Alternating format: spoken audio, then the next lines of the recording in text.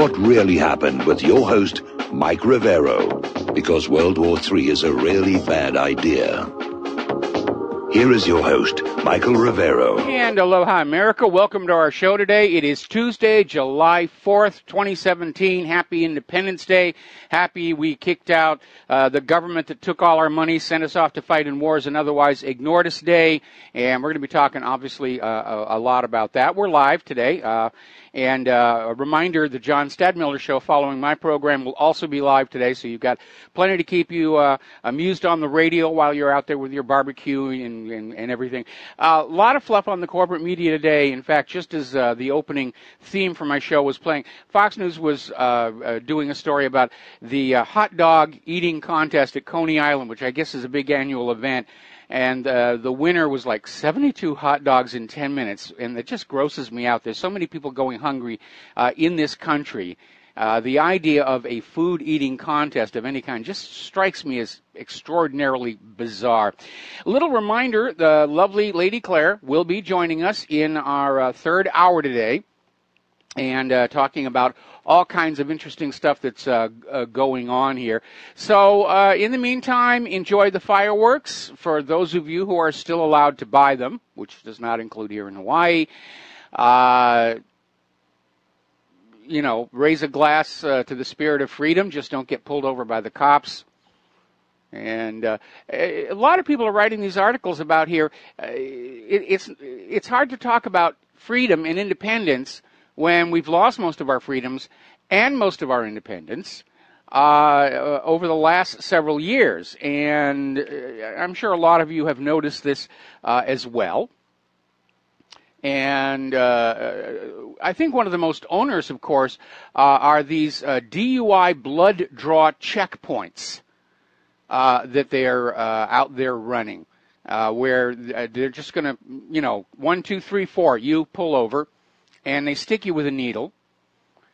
We've come so close to George Orwell's 1984. It's hard to think about freedom anymore. In fact, by the way, if you noticed, it's always July 4th, July 4th. They hardly ever even use the phrase Independence Day anymore. And celebrating freedom on this day is mostly symbolic at this point.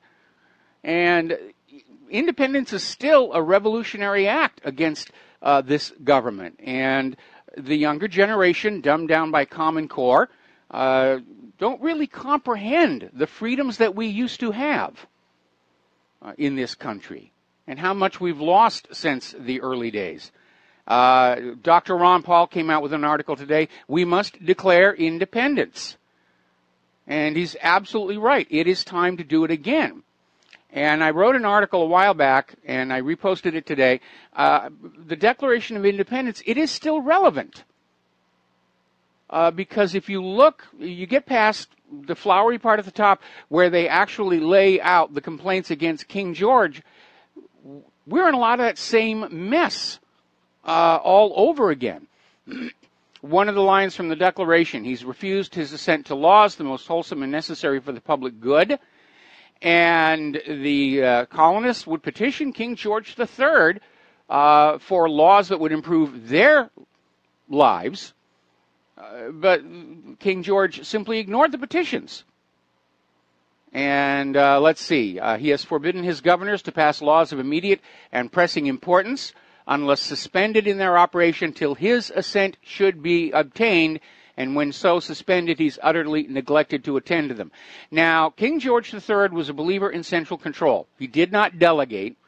And given how long it took to sail a ship from the colonies to Great Britain, petition the king, and then sail back, very often the circumstances that had justified the asking for these new laws would have already faded away.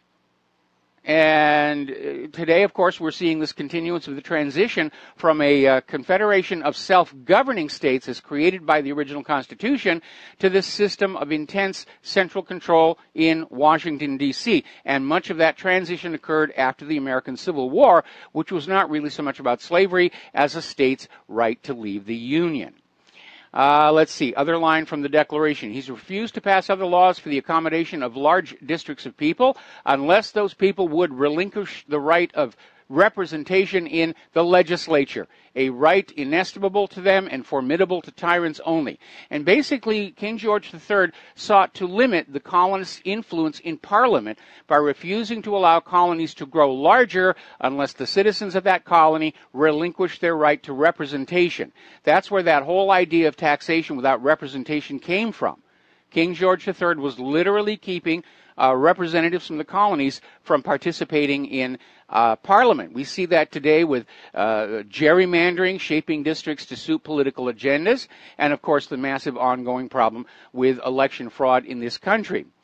Another line from the Declaration: he has obstructed the administration of justice by refusing his assent to laws for establishing judiciary powers. Now, the judiciary of the United States is established by the Constitution and may not be tampered with. But unfortunately, we now have presidents who get around that with these presidential executive orders. And there is no legal justification to use them to bypass Congress and the Supreme Court. It's not even in the Constitution. There is no such thing as a presidential executive order in the Constitution. It began as simply an instruction by the president to the executive branch only on how to implement the will of the Congress and the Supreme Court. Now it's being used to simply bypass them. Let's say he has made judges dependent on his will alone for their tenure of their offices and amount and payment of their salaries. And one glaring example of this system of political patronage still exists was seen when Judicial Watch founder Larry Klayman sued the Clinton Foundation under the RICO statutes. The judge, who was appointed by President Bill Clinton, refused to recuse himself over the obvious conflict of interest, then threw the case out of court without examination of the evidence.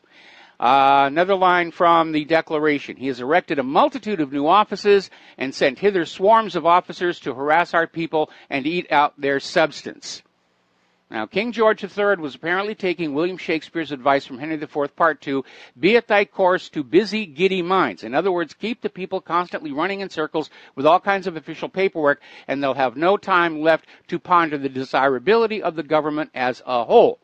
And our government's doing exactly the same thing. Today, there are 542 federal U.S. government agencies, plus hundreds more at the state and local levels. We're going to do a shout-out now to our on-air affiliates rejoining the network. Happy Independence Day. And we're talking about why the Declaration of Independence is actually still relevant today, as relevant today as when it was first written.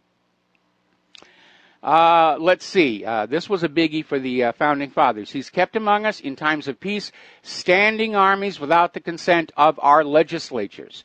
And we're seeing a modern counterpart of that with the growing militarization of our domestic police departments, who now murder more innocent Americans every year than the mass shooters and the terrorists put together. And under the civil forfeiture laws, steal more from law-abiding citizens than the robbers, burglars, and muggers all put together. Another line from the Declaration: he has effected to render the military independent of and superior to the civil power. Now, under the Constitution, only Congress can declare war. Yet we have seen over the last several administrations how presidents just order invasions with only an occasional rubber stamp from Congress as an afterthought. Another line from the Declaration: he has combined with others to subject us to a jurisdiction foreign to our Constitution and unacknowledged by our laws, giving his assent to their acts of pretended legislation. I think a good modern counterpart of that would be Mario Cuomo. It's abandoning the principle of freedom of speech and imposing censorship to silence critics of Israel for the benefit of Israel. Another line from the Declaration: for quartering large bodies of armed troops among us. Now, King George III ordered that colonial homes provide accommodation for British officers. And while it is true that living in a proper house was more comfortable than living in tents, the real purpose was so that the British officers could simply spy on the colonials to keep them in line. And usually the homes of people sympathetic to the cause of freedom were the ones selected for the quartering of troops. Obviously, today, the United States government doesn't need to post officers in our homes when they have been able to spy on us through our computers, our laptops, our tablets, our cell phones, and everything else. But the goal is still the same: keep us in line by keeping an eye on us. Another line from the Declaration. For protecting them by a mock trial from punishment for any murders which they should commit on the inhabitants of these states. Again, going back to the militarization of the police, it is very, very rare to see any police officer punished for killing a law-abiding U.S. citizen. Another line, for cutting off our trade with all parts of the world. That was a biggie. Great Britain told the colonies, you will only do business with us, you'll only buy your products from us. More about that later. So, modern counterparts, sanctions against Iran, sanctions against Russia, TPP, TTIP, and so forth. Another big one, for imposing taxes on us without our consent. Today we have 97 different taxes we are required to pay during the course of our daily lives. Let us see. Another line from the Declaration. For depriving us in many cases of the benefits of trial by jury. Now you need to understand the reason for a jury to be there is they are actually the highest authority in that courtroom. Their decision regarding the fate of the defendant is final. The judge can't overrule them. The prosecutor can't overrule them. Those jurors are in there to counter politically motivated prosecutions or simply ambitious prosecutors and biased judges. That's why they're there. And that's why prosecutors and judges are so enraged by the current campaign of informing potential jurors of what their actual rights and authorities are. They're not there to rubber stamp what the court wants to do. They could fill up that box with a bunch of mannequins. But again, the right to trial by jury dates back to the Magna Carta itself. It's guaranteed in our Bill of Rights. But in the United States right now, certain categories of crimes are no longer allowed to have a jury trial. They're simply ineligible, putting the defendant at the mercy of corrupted judges and prosecutors. Let's see. Another line from the Declaration. For transporting us beyond seas to be tried for pretended offenses. One word here, Guantanamo. For taking away our charters, abolishing our most valuable laws, and altering fundamentally the forms of our government. Now, the United States uses that plural because it was started as a loose confederation with the states independent and sovereign.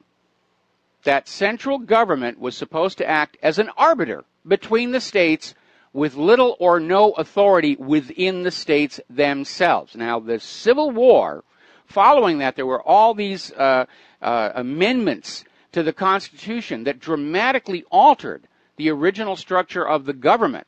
Senators had originally been appointed by their state's governors, which made them beholden to the state's governors working in the state's interest. By turning them into elected officers, it was a deliberate plan to weaken the power and independence of the state governors. Let's see. For suspending our own legislatures and declaring themselves invested with power to legislate for us in all cases whatsoever. And again, the presidential executive order. It has no basis in the law or the Constitution. He has abdicated government here by declaring us out of his protection and waging war on us. And again, we have a government which has, for all intents and purposes, suspended the Bill of Rights, especially that Fourth Amendment, in order to carry out an espionage war on us all. Let's see. He has plundered our seas, ravaged our coasts, burned our towns, and destroyed the lives of our people.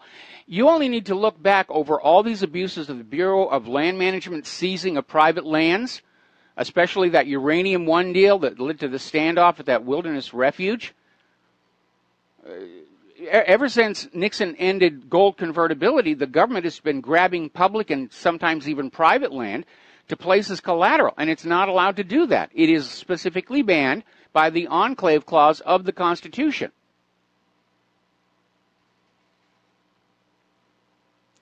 Let's see. He is at this time transporting large armies of foreign mercenaries to complete the works of death, desolation, and tyranny already begun with circumstances of cruelty and perfidy, scarcely paralleled in the most barbarous ages and totally unworthy of the head of a civilized nation. Now, in this case, the complaint was the importing of the German Hessian mercenaries.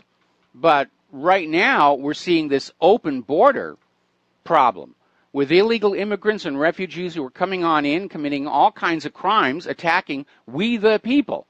And we're not allowed to fight back. We're not even allowed to criticize what's going on in our country without being called racist. And if you take a look, you can find a lot more parallels to show that the modern 21st century American citizen has in fact been returned to the same state of oppression and control as was the case in 1776. The forms may differ, the intent remains unchanged. And of course, my favorite quote from the Declaration of Independence: "But when a long train of abuses and usurpations, pursuing invariably the same object, evinces a design to reduce them under absolute despotism, it is their right, it is their duty, to throw off such government and to provide new guards for their future security." And obviously, on a personal note, I saw this Ancestry commercial where they gathered together modern descendants of the signers of the Declaration, and I guess they didn't want to pay the airfare from Hawaii for me because one of my ancestors signed the Declaration, Dr. Josiah Bartlett. In fact, he was the very first person to sign the Declaration because it was signed in the order of the states from north to south, and Dr. Josiah Bartlett was the senior delegate from New Hampshire. So his signature's in the very, very upper right of the block of signatures. And, of course, we all know John Hancock's really big signature, which he wrote as kind of an insult to King George III's really bad eyesight. And supposedly he said, when he wrote, he said, King George can read that without his glasses now.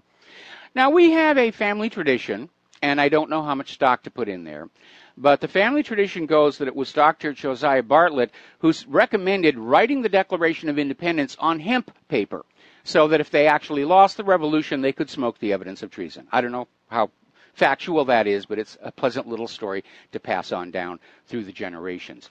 Now, obviously, there are people in the world who don't even like the word independence anymore, let alone a holiday, Independence Day.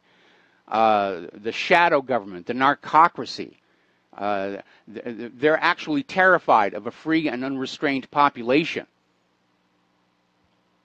And that's why they're working so hard to find ways to take it away. Take away the Second Amendment. Take away the First Amendment. Take away the Fourth and Fifth. Take them all away to reduce us under absolute despotism. Now, apparently Barack Obama came on out and he's criticizing any American who's being patriotic on Independence Day, saying that it's an aggressive kind of nationalism. According to Barack Obama, Americans are too patriotic. Actually, I think the reality is quite the opposite. Americans need to be more patriotic. We need to put our country first. We need to put our people first. That's what we need to be doing here. History Channel had a minor goof. They put out a tweet about George Washington, but apparently the illustration had the background from the Battle of Gettysburg, which was a little bit after George Washington passed away. So a little bit of a whoopsie there. Getting into the corporate media, the New York Times has condemned Trump's video of body slamming CNN at the wrestling match. It turns out the New York Times actually sponsored that play that was depicting Donald Trump being assassinated, the recreation of Shakespeare's Julius Caesar, and Julius Caesar is a very obvious Trump look-alike, and they assassinated with the knives and everything. The New York Times helped pay for that. So it's another classic case of double standards here.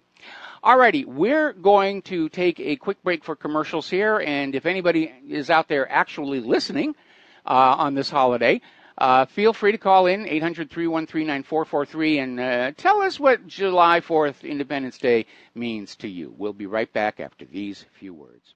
And aloha, America. Welcome back to the show. We were talking about the New York Times' stunning hypocrisy of condemning Donald Trump for that spoof video of him body slamming CNN at a wrestling event. I actually thought it was quite funny. I think it's beneath the dignity of the president, but it was funny.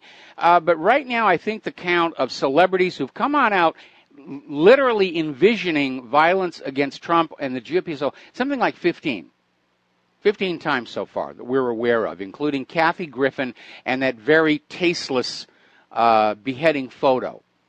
And apparently Kathy Griffin was interviewed by the Secret Service for over an hour, and the investigation is still open. Now, I got to be very honest. I don't think Kathy Griffin is a real threat to the health and safety of the president. That she has bad taste, certainly. I don't know that that requires intervention by the Secret Service. I don't think it's going to help. When somebody has that kind of bad taste, they tend to cling to it. All right, we're going to take some phone calls here. George in Texas, aloha. Welcome to the show. What's on your mind? How you doing, Mike? I'm doing fine. Long time, yes. Well, anyway, I'm sitting there. I'm very enthusiastic about Putin and Trump meeting this Friday at the G20, G2 summit, whatever it is. But this is where my concern comes in, and that is the deep state or Israel or some type of attack is going to happen in Syria or to Ukraine to sort of like muck up those talks. Yeah, I absolutely agree. I mean, the anti-Russian members of the administration were trying to get Trump not to meet Putin, and then when he said he was going to go ahead with a meeting, they're bad-mouthing Putin. They're trying to sort of pre-program Trump not to like him, because apparently their fear is Trump is going to shake hands with Putin and decide that he's actually an okay guy, and that's going to start unraveling a lot of this Russia threat nonsense. Well, here's also the other thing. You probably not heard this on what's going on in Russia, but even in Russia, they're aggressively now taking down the pedophiles, the child porn, and the sex trafficking networks too. And if Putin and Trump get together on this one, oh boy, it's going to be a doozy. Yeah, I mean, because Russia and United States uniting on this, and ISIS, and pushing back the globalists. This could be a death blow to the New World Order. Well, it's funny because we're hearing that there are a lot of arrests taking place here in the United States. They're busting up some massive child sex trafficking rings and so forth. But it's really interesting. You never hear it in the corporate media. And it kind of makes you wonder just how many people in the corporate media are controlled on this particular issue. Now, I know when it was years ago, when it was all focused primarily in the church, newspapers were reluctant to do anything that made the church look bad, even though the problem was out of control. And there's a very good movie about that called Spotlight, where this newspaper investigative column, decided they were going to report on this because it was simply too big a problem and too many children were being hurt. And there was all this pushback from the mayor and all the pushback from the church. You don't want to harm the church. This is God's work on earth, and you don't want to go up against God and the rest of that nonsense. And the spotlight went forward. And that was sort of the beginning of the outing, if you will, of the clergy sex abuse problems. And I think one of the best documentaries on that, and again, HBO, was Maxima Mea Culpa, Silence in the House of the Lord, where apparently there was this Catholic home school for deaf students, mute students, who only could talk in sign language. They were being abused, and there was nowhere they could go to talk about it. Their own parents didn't even know about that. So it's a real problem, and good for Putin for going after it. Shame on the corporate media for not reporting on it, because it's almost like they're trying to make the victims feel like coming on out and complaining isn't going to accomplish anything. But like I said, we are hearing there's all kinds of arrests that are going on. But they never reveal the identity of the perpetrators. And there's something really sick about a society that tolerates that. Anyway, George, we're going to let you go. We're going to take a break for commercials. We had a bunch of callers waiting on the line, and we will be right back. And aloha, America. Welcome back to our show. We're going to go back to the telephones here. And I think Mike in Alaska is next, or did we talk to him? Mike? Yes, greeting from the land of the midnight sun, Mike. Yes. Aloha. Aloha. Happy 4th. I'm glad you're on the air, and I wanted to mention mindset. I think I was listening to parts of your show yesterday that I missed when I called in, and I was listening to a couple other shows. And I have to say, your show is very level-headed, and I appreciate that, even though I'm not going to agree with everything. And it's not an echo chamber, and it's level-headed. People that have different opinions, and then I also get new ideas from you. But we all need to really, things are frustrating, especially on this occasion, because Yes. you're reading these documents, and it's like, man, we're in the same boat, right? Yep. But we can't, and I don't want to get too off track here, but other shows, people are getting so upset that, something's got to happen. This is a powder keg. We got to stop this right now, and the methods that we have are not working, and things like that. And it almost sounds like the left to a degree. So what I'd recommend is, I'm very much into the Stoic philosophy, and I'm really into kind of this theory of cycles, and it's mainly things like Martin Armstrong as far as economics and the tide of nations. There is no nation where a constitutional republic or a democracy has lasted for 5,000 years or 3,000 years. Well, what's amazing, Thomas Jefferson in his writings, when he created this daring experiment of the United States, in his own writings, he said he didn't think it would last 100 years. He predicted 100 years after the founding of the United States that the government would have grown so corrupt it would have to be replaced again. And we came awfully close to that with the Civil War. It almost feels like we're edging closer to it again and again. I agree, things need to change, but I don't want to see an armed rebellion or civil war in the streets, because if there's one thing the U.S. government knows how to do really well, it's kill people. And I am still convinced we are headed to a Soviet Union-style collapse of the U.S. government and the Federal Reserve. And if we're just patient and we adopt the Gandhi approach, I think in the long run it's going to work out. I completely agree with you, Mike, and I think that, and this is it's not even directed at you, but just to people who are more of the frustrated line of thought that are more, let's get them. It's like, no, we're talking about all these reasons why things are, a lot of the budgets are Ponzi schemes, and all the debt, and all, how it will not work, how it cannot perpetuate itself. Mm-hmm. So to me, when I look into that, it's frustrating, like bringing all these people in and say, well, okay, they can't even support themselves when they get here. Why, that just seems cruel and unusual to bring them in the first place. But eventually it'll self-correct, because there won't be enough money to go around. Now, that'll be a really interesting time. We're probably all going to live to see that time. We're already there. We're already there. The money junkies have grabbed so much of the nation's wealth, there isn't enough flowing through commerce to keep the economy running. That's why you're seeing all these retail places going bankrupt, out of business. Nobody's buying new cars. Nobody has any money. There isn't enough money at the lower sections of our society for the economy to function. Before the 2008 meltdown, 60% of the U.S. economy was consumer spending, and that is evaporating right now. We're already at the point where the wealth inequality has left too little currency, too little money flowing through our society, through working class and middle class, and that's why so many consumer-based businesses are going out of business. Mike, I'm a big fan of Cicero. I would recommend On Duties to anyone, the station owner, anybody that is interested in the ancient history, what happened to Rome, because, and Mike, you kind of remind me of Cicero and a character, because he was very much into the Roman Republic. Yes. And he did not believe in empire, and he did not want to, but he was born, it had already become an empire perhaps even before he was born. Yes.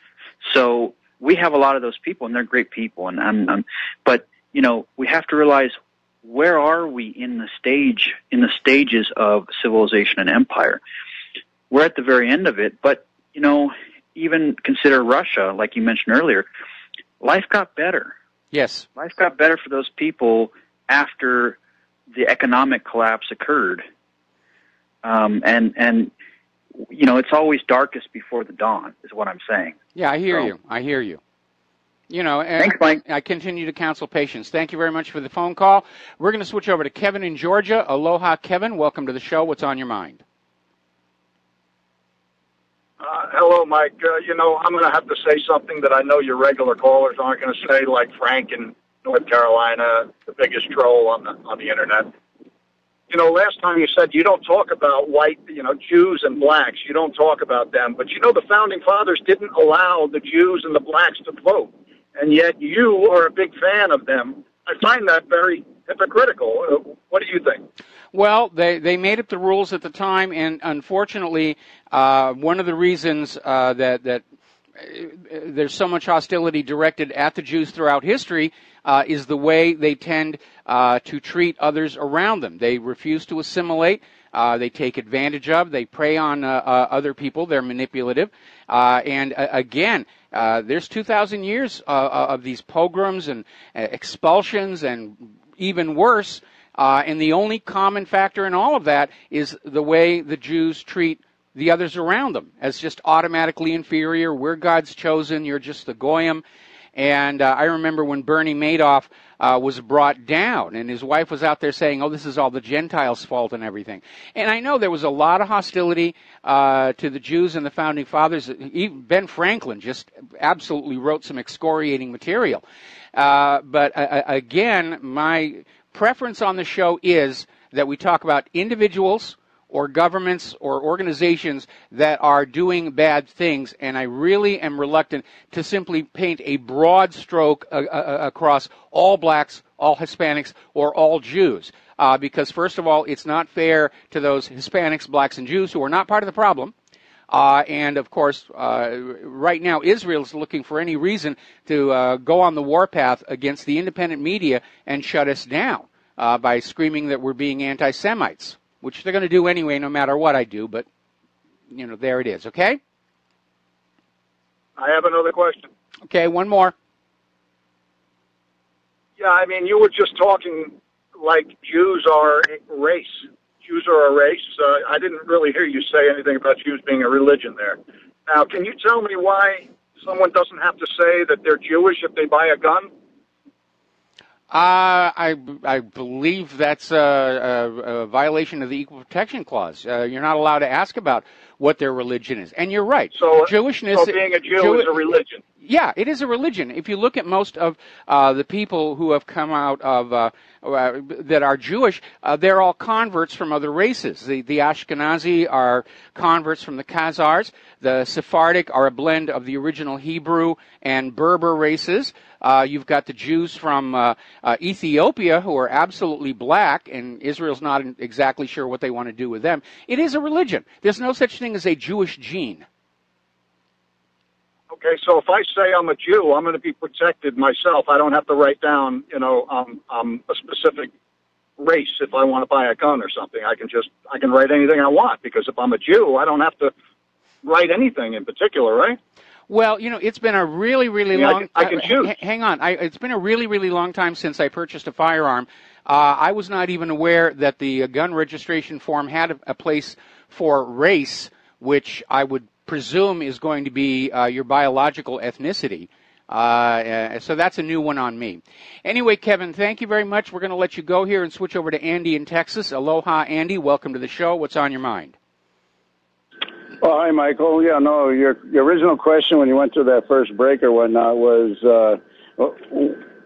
what does Independence Day mean to you? And to me, it doesn't mean anything. It's just another day like my birthday. That doesn't mean anything to me either. Simply because we've forgotten where we came from. We've forgotten what this, and we haven't forgotten. We've been taught not to know what this thing is all about. And so we got a bunch of people running around here. I'm from Texas, but I'm up here in Missouri in a small town, and there's just all this carnival stuff and all this stuff. You okay? Okay. Your call is now garbled. I'm unable to understand you. Maybe put your mouth a little closer to the mouthpiece and try again. All right, can you hear me now? Much better. Thank you. Okay, yeah, no. What I'm saying is that I'm sitting here in this small town, and there's this big celebration for 4th of July, and not many people here even have a clue of what they're celebrating. Yeah, that is really true. I mean, obviously, my awareness of the founding fathers and the Revolution, I learned at a very early age because where I grew up, it's not only an important part of history for most of the people I grew up with, it's actually part of their family history, as it is in my case. And I remember when my family moved to California when I was 12 years old, and I was in a class for American history, and the teacher just started asking all these questions, and I kept putting up my hand. Yeah, and just the teacher was stunned that I had such a command of American history, early American history. Go ahead. No, I'm sitting in this little pub down here in this little tiny town, Parkville, Missouri, and there's some British people that come in here, and they're not running around saying Happy 4th of July. They're saying Happy Treason Day. Well, yeah, from their point of view, I guess that would absolutely be it. And, it's interesting. Now, as I mentioned yesterday, we are actually going to have a very nice fireworks show over Pearl Harbor tonight. And literally, Claire and I are going to sit in our back porch and watch it. We may have some neighbors over as well. But I've noticed overall the enthusiasm for anything patriotic is really absent. And I think part of it is how everybody understands Hawaii's economy has been really damaged by the TSA and various government abuses. And there's the history of Hawaii itself, where Hawaii was literally stolen from the Hawaiian people by the United States government. So there's no love lost over there. But I notice every year that goes by, there's a very interesting trend. Ever since they've banned private use of fireworks, there's always a big black market. And around New Year's and Chinese New Year's, you'll hear the stuff going off here. 4th of July, it's not there. I haven't heard any bootleg fireworks go off yet at all, and we're already into July 4th. And I noticed at the stores, they've got the seasonal stands with, the bunting and the funny hats and flags, and nobody's buying the stuff. Nobody's buying the stuff. And I think it goes back to something we said at the top of the show. It's hard to be enthusiastic about Independence Day when you realize you have lost your independence. Exactly. That's exactly it, Michael. That's why I don't feel nothing for this. They've taken this holiday and thrown it somewhere where it doesn't belong. They've renamed it, if you will. We could call this Happy Barbecue Day or Happy Fireworks Day or something. It just doesn't mean the same thing as it did. When I was a kid, I learned what it really meant. I understood what it really meant, and it's gone. Well, they've turned July 4th into just another marketing opportunity for the retailers like they've done all the other holidays. The Christmas sale, the New Year's sale, the Easter sale, the 4th of July sale. I mean, I'm looking at a whole bunch of junk email. The July 4th sale will continue to July 6th. Come on down and buy whatever it is that they're trying to sell me here, and I'm not really paying attention. Yeah, Christmas in July. Christmas in July. Yeah. I've seen that so much. Anyway, thanks a lot, Mike. All right, thanks an awful lot, and we're going to get on back to the news here. Now, there's a company that probably you have not heard of. It's called Fusion GPS. And no, it's not about nuclear power, and it's not about navigation. This is the company that was hired by the Democrats to research and write an intelligence report that was being circulated by the Obama administration last summer and fall. And this report, many think, was the basis for all the charges of Russian collusion with the Trump campaign. Now, this company, Fusion GPS, is stonewalling the U.S. Senate committee investigation. They're refusing to turn any material over. And what's important to keep in mind is Fusion GPS is a company founded by former journalists, former prostitutes. It's not a journalistic enterprise. It's not a law firm. It's not even investigative. It is a political campaign opposition and disinformation company. It's public relations. Their job is to write really convincing lies. And Obama and senior members of Congress have been wagging those lies at you, and you need to understand there's a whole big business of lying to the American people. It's called public relations, and it's big business. It's big business. Speaking of stonewalling, the Democrats are still refusing to turn over their servers to the FBI for a proper forensic investigation as to whether or not they were actually hacked by anybody, let alone Russia, as opposed to the DNC emails being leaked out by Seth Rich right up until the day he was killed. Meanwhile, over at CNN, their president, Jeff Zucker, is saying viewers trust his network more than ever. Boy, I don't know what drugs he's taking, but I wish he'd share. All right, so let's get into the war zones here. We are seeing a ramp up of a clear propaganda campaign to pre-sell the idea that Damascus is going to be using chemical weapons on civilians again. Ooh, that evil Bashar al-Assad. He's in his kitchen right now mixing up this stuff, and he's going to just dump it all over these innocent people because he loves to see them roll around on the floor and scream. And they're just pushing this as hard as they can. Meanwhile, sources inside Syria are saying that al-Nusra is clearly making the preparations for chemical attacks, false flag attacks in northwestern Syria. They're telegraphing what they're going to do. We know it's going to be a false flag. They know it's going to be a false flag. And I think what's going to happen is they're going to hit the chemical attack and then launch the war before anybody can say, wait a minute, we don't really know what happened. Well, it's too late now. We blew up Assad.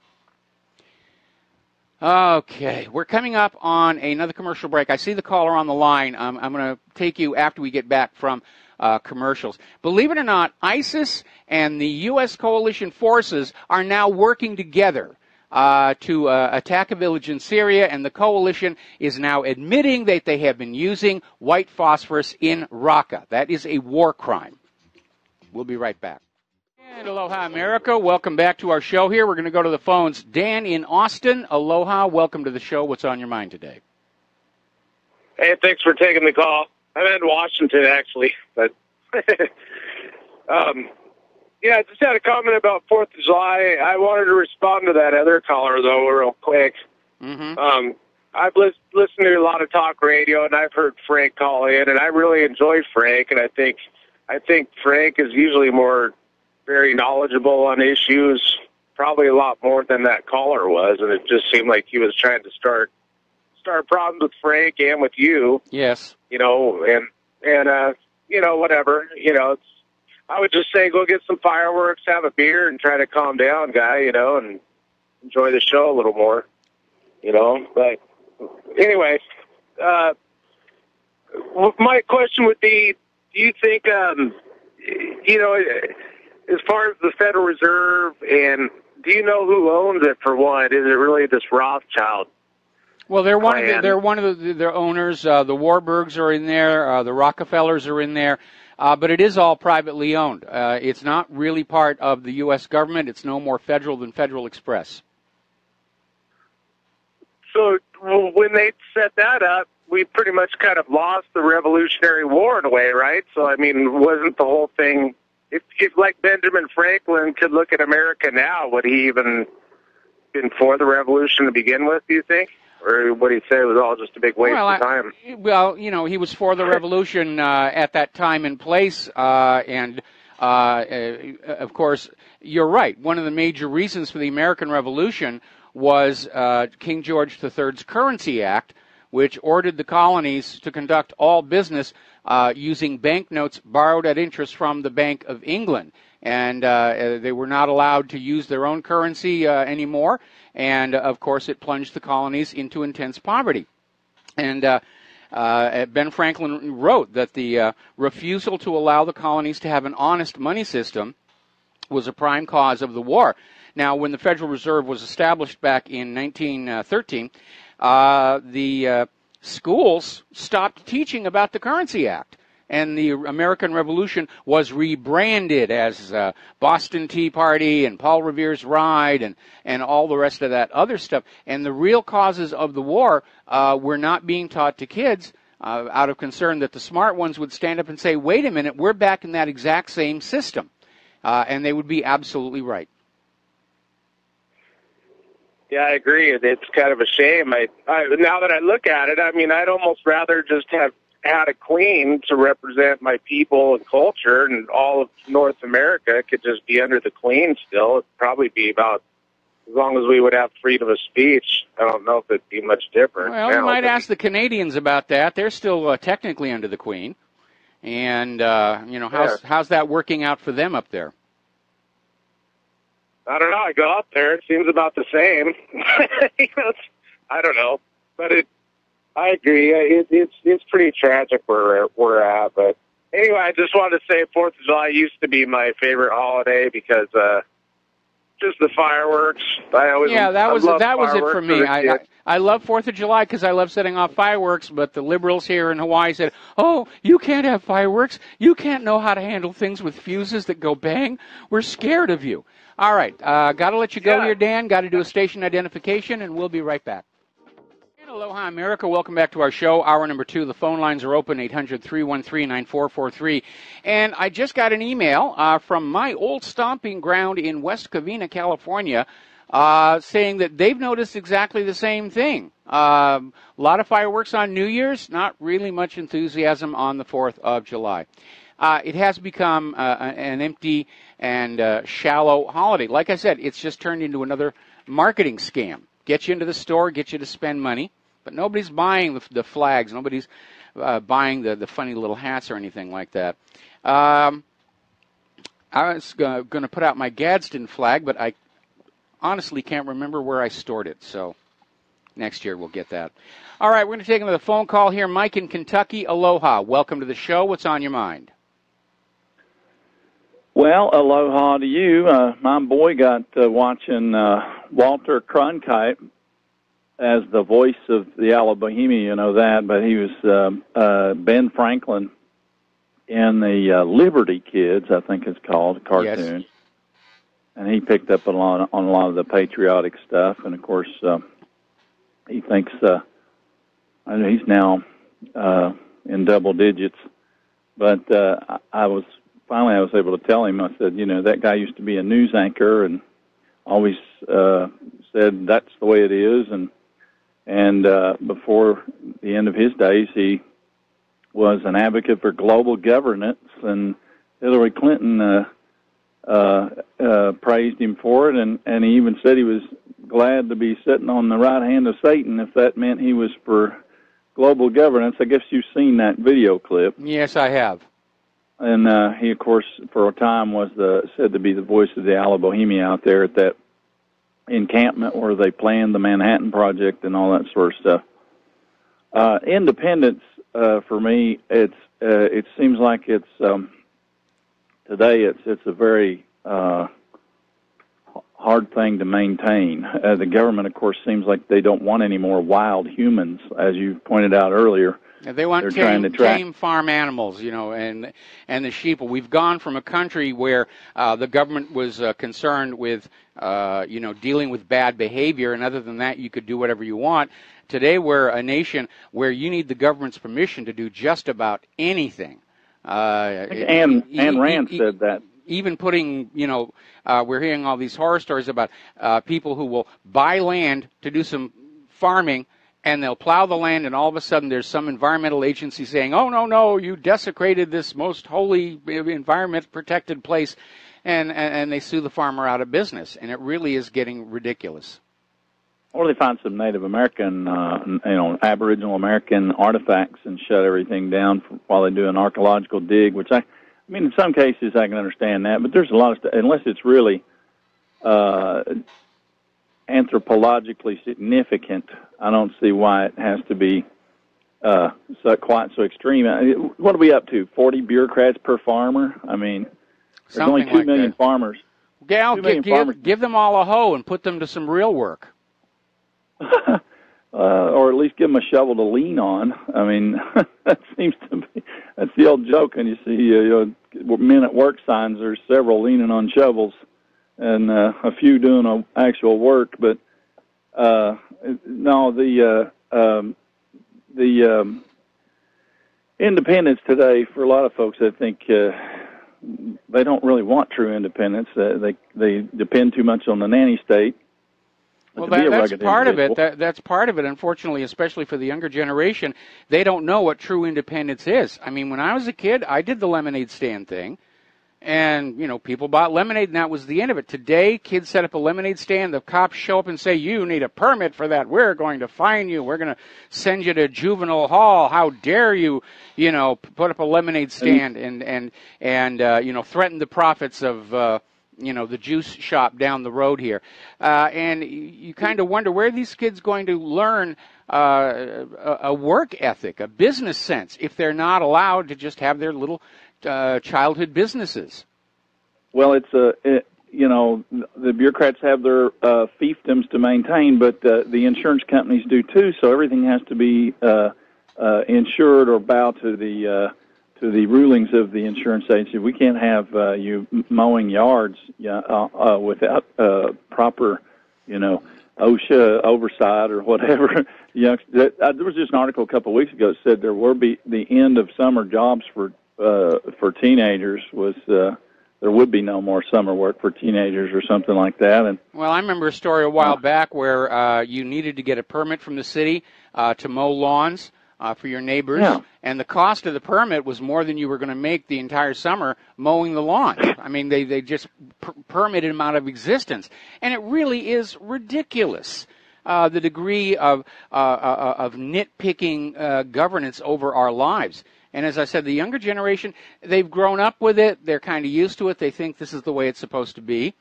And no, it isn't. And basically, the way it's supposed to be is you live your life, you don't harm anybody else around you, and the government minds its own business. And today, of course, the government is watching everything that you do, and they're spying on your cell phones and stealing your business secrets and giving them to politicians' cronies. Well, that's the thing I was going to get at, is that there's not to be allowed anybody that's not filed and monitored and cataloged, stylized and profiled. A lot of the tinfoil hat crazies have been turned out to be right over the last 20 years, and I'm one of them. And so. Oh, you wouldn't believe how many emails I'm getting these days from people who 10, 15 years ago. We're out there saying, "Oh, come on, this can't possibly be." And now I'm getting all these emails saying, "Well, boy, I guess you were right all along." And it was going on back then. It's nice. They have probably the blackmail networks going back into at least the 1980s from the people that I've talked to that were involved in, being an intern at a state capitol and seeing the Rolodex of entertainment and motel rooms on retainer all the time to entertain the lobbyists and the politicians, and no doubt the rooms were probably bugged and they could easily compromise people to make sure they didn't go too far off the ranch. Now it's all just high tech, and the devices that everybody's carrying around are all compromised. I guess you followed the Wi-Fi story from McCaffrey and others, where all the Wi-Fis are what do they call it, cherry bombed or cherry blossom, and they're turning all the devices into fly traps, they call it. You followed any of that? I'm not sure of the terminology. I saw an article the other day where they're able to use Wi-Fi to actually image a room and the people around it. Well, this is John McCaffrey and others saying that and of course, Vault 7, I think, was brought out maybe March, April. The program was called Cherry Blossom, where the CIA compromised with fake firmware updates. Most of the Wi-Fi routers out there, hundreds of them, different models. Yes, going back to 2000. I did catch that. I didn't remember the project name. Anyway, Mike, thanks. All right. We're going to let you go here. I need to do a quick shout-out to our on-air affiliates rejoining the network.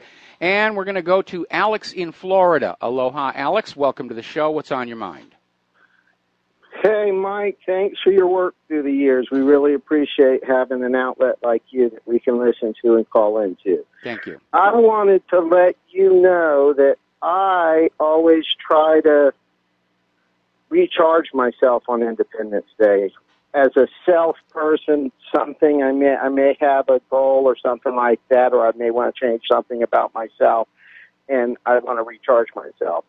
But I think that we need to celebrate independence with, our guy did win the election. I know he's not perfect. I think that corruption has been beaten or is in the process of being beaten. And just think about it.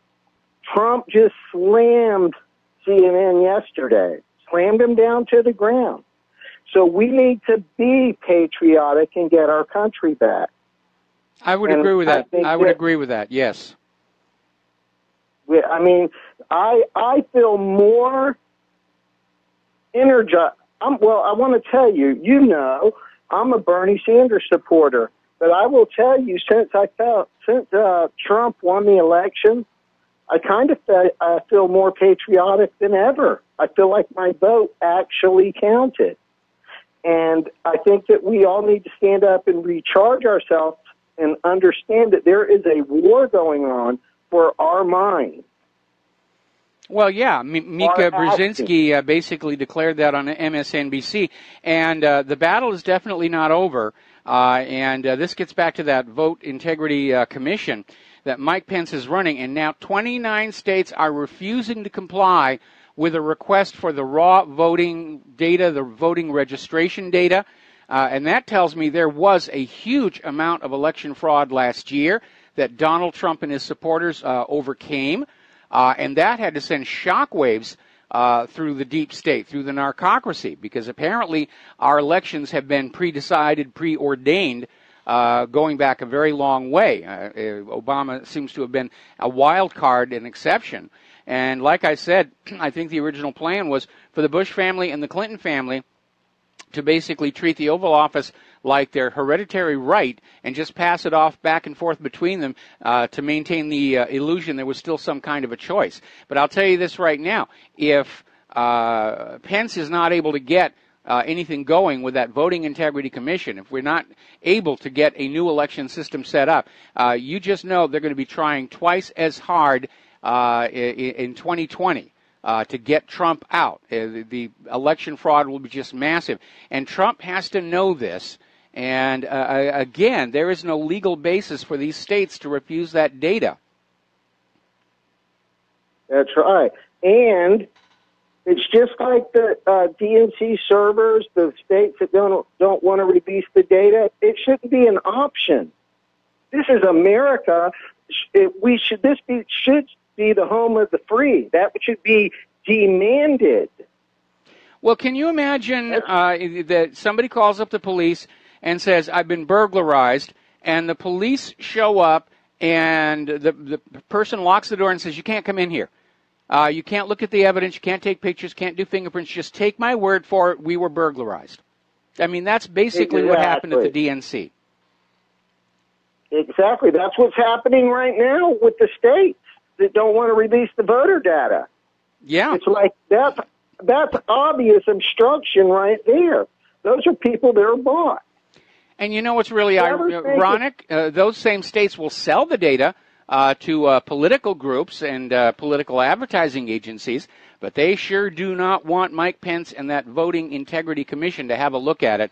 And frankly, I know the election fraud problem is bad, but for 29 states to dig in their heels and say, no, you cannot look at the records, technically those are public records. Okay, they're not not anybody's property. They're public records, and there is no legal basis to refuse. That's right. And we need to get rid of the people in there. And I wanted to say one quick thing. Trump has tried to get rid of lobbyists from his administration, permanent for life if they are foreign lobbyists. He is attacking the press, and I believe they're attacking pedophilia right now. And he's actually trying to do something about election fraud and honesty, mainly, election honesty. We need to give him a chance. I think he's doing a great job. We need to let him know, stay out of war. Fight the battle here, stay out of war, and you will go down history as being a great one. I absolutely agree. The escalation of the wars is a huge disappointment. The fact that we are still not seeing Hillary Clinton in handcuffs headed for prison is a major disappointment. But overall, on the rest of what he's done, I'm in agreement that he is, in fact, doing a good job for we the people. That's right. And another thing, Loretta Lynch is testifying on the 24th. Unfortunately, it's behind closed doors. Those need to be public hearings, just like Comey presented to us in public. We need those hearings for the public. That's it. I mean, well, they're not going to risk another embarrassment, because remember, when Comey testified under oath, he basically came on out and said, no, there isn't actually any evidence of any of this. It was just a guess. And for the whole week before that, the media had been playing it up. Comey's going to testify. This will be it. This is the smoking gun. This is going to bring Trump down. And it was a huge egg on the face moment. And I think now they don't even want to take the chance with Loretta Lynch that she's going to get on in there and basically undermine any more of the anti-Trump propaganda. Yeah, I think that we're at least trying to move somewhere. Trump's only been in office 7 or 8 months. I think so far we're doing great. We need to stay on him and let him know we do not want war, because the wars are the BS, Michael. They're all BS. You know that. Yeah, and we're risking a nuclear global war. I mean, they're making a big stink about North Korea's ICBM test today. And, but the other piece of advice I would give to Donald Trump is he needs to regain the initiative against the swamp. He's been playing rope-a-dope too much. He's been reactive rather than proactive. And the gloves need to come on off, and he needs to start treating the swamp with the same aggression that he's directing at the corporate media, which, by the way, I'm enjoying the heck out of it. The corporate media is out there whining and saying, oh, you're inciting violence against journalists. No, tar and feather, maybe, not violence, but so. That's right. I just want to tell everyone happy Independence Day, and let's keep the fight going. We're at least in a fight. Yes. And we need to help. We need to help Trump. We need to support him, and we need to be patriotic. I feel more patriotic this year than I have in a long time.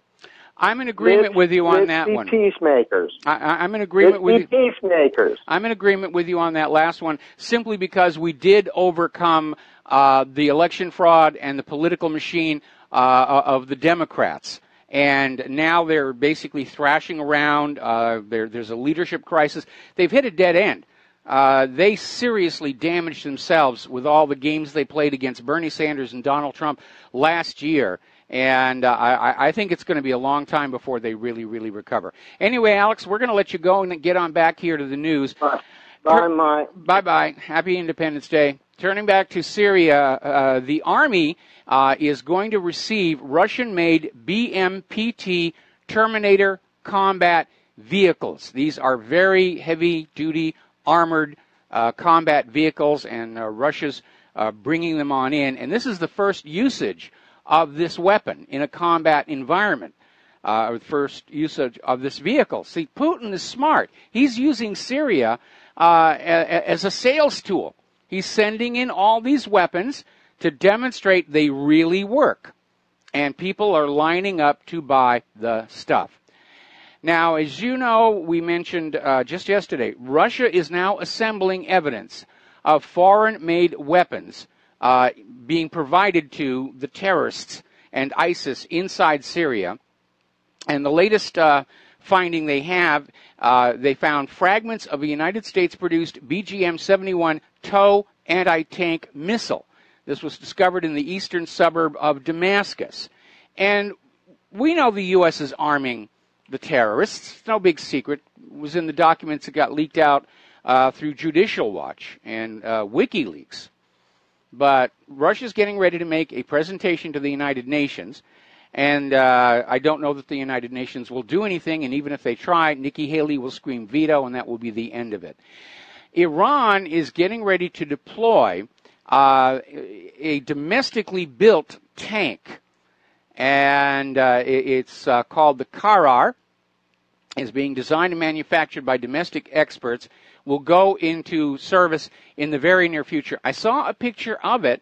It's actually a very credible-looking tank. It's relying heavily on reactive armor for its protection, but that's going to be a force to be reckoned with. Iran is basically building weapons with which to defend themselves from what everybody knows is an eventual U.S. invasion. Now, getting on over here to Qatar, very alarming article in Zero Hedge. The Saudi-Qatar rift has the elements of a world war potential. In other words, if they go to fight, it could inflame the entire region, and that could get everybody going. And we got to take a break for commercials. We'll be right back. And aloha, America. Welcome back to the show. We're talking about events going on over in Qatar. And there's apparently a new development. The standoff over the demands is continuing. And as you know, Qatar's major source of income is natural gas. And they are an exporter, liquefied natural gas. They've got all the terminals, facilities for doing it. And now they are signaling that they are ready to start selling that natural gas in currencies other than the dollar, which absolutely guarantees the U.S. is going to go on in and regime change them. So, anyway. Now, former Ukrainian Defense Minister Anatoly Gritsenko is urging Kiev to stage terror attacks in Russia in response to car bomb attacks targeting Ukrainian security officials, which he blames on Russia, but no, he does not have any evidence that Russia had anything to do with it. But we all know Russia's the bad guy, and so now this guy is trying to incite terrorism against Russia. Boy, I don't envy Putin his job here right now. Speaking of Russia, Turkish President Erdogan is meeting Russia's defense minister in Istanbul. And apparently the meeting took place in Istanbul's Tarabya presidential residence. And it's another signal that Turkey is pivoting more toward Russia and away from the U.S., which is not surprising when you remember that botched attempt at a coup d'etat to take Erdogan out of power. And apparently links back to the United States and to this so-called cleric who is in sanctuary in the United States. Getting on back to Saudi Arabia, another article. We've been talking about this for a while. This is out of Zero Hedge. Basically, there are signs that the sudden accession of Crown Prince bin Salman to leadership of the country is provoking a backlash, not just in the mind of the gentleman he replaced and his supporters, but apparently a lot of the tribal chieftains all over Saudi Arabia are refusing to swear allegiance to him. A lot of the Saudi people are very much opposed to the idea of going to war with Qatar for any reason whatsoever. And apparently Saudi Arabia's economy is in serious, serious trouble. Observers were noticing last March, Saudi Arabia's foreign reserves were plunging, and their credit ratings have been slashed. And that Gulf Cooperation Council is less about cooperation and more about faction fighting. So there could actually be a civil war in Saudi Arabia. Here a war, there a war, everywhere a war.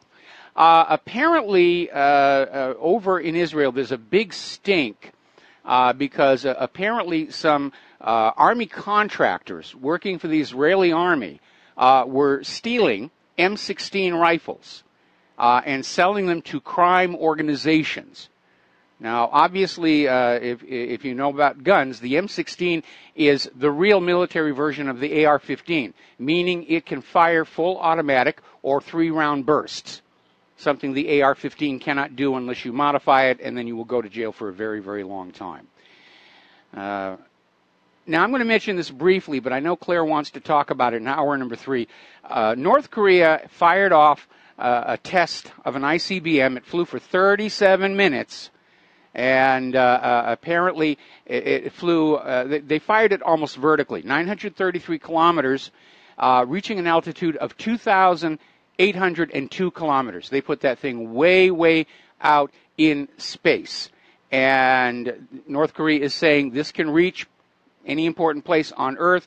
U.S. experts are saying it really practical, it can maybe reach Alaska. But everybody's in a big huff. How dare they make rockets to protect their country from invasion? That's just not the way it's supposed to work over there. And we're going to take another break for commercials. Then we got a caller waiting on the line. We'll be right back. And aloha, America. Welcome back to our show here. And before we go back to the phones, WorldNet Daily actually has a poll up on their website. The question is, how big of a national problem is voter fraud? 47% of the respondents chose it's probably as big or bigger than Trump believes. 23% of the respondents said it's been actively and systematically organized by Democrats. So the numbers do tell us what the people are thinking. All right, Rob in Chicago, aloha, welcome to the show. What is on your mind? Hi, Mike. Happy 4th of July. I wanted to talk about how you were talking with the When Bernie supporter, and we've got the, we do have a very great opportunity right now. I feel we've got the deep state on the ropes being exposed as heavily as they are. Trump does need to stay, basically put his foot on their throat. But, right now I feel very much that this is a time that we have to do it now, because this generation that's coming, that's here now, not just I witness it in my own children. I witness in the apathy of the people I work with and brothers and everybody, that they are so apathetic right now that instead of looking at the reality of how badly things are messed up and trying to get involved, they cry out, they decry that and say we need to have, you just have to have balance. And if the handful of us that are capable of understanding this and attacking it, if we don't get it done now, there's going to be nothing left to fight with. The people that'll be left they'll have the whole system just in their hands with the voting fraud and everything else, and they're changing our children's minds to believe that they've got YouTube channels, and the Senate is now voting on something about homosexuality, lesbianic, teachings, and of children and being okay, and they're changing the whole history of everything to be this watered down whatever they say, and nobody wants to stand for anything because they don't want to stand out.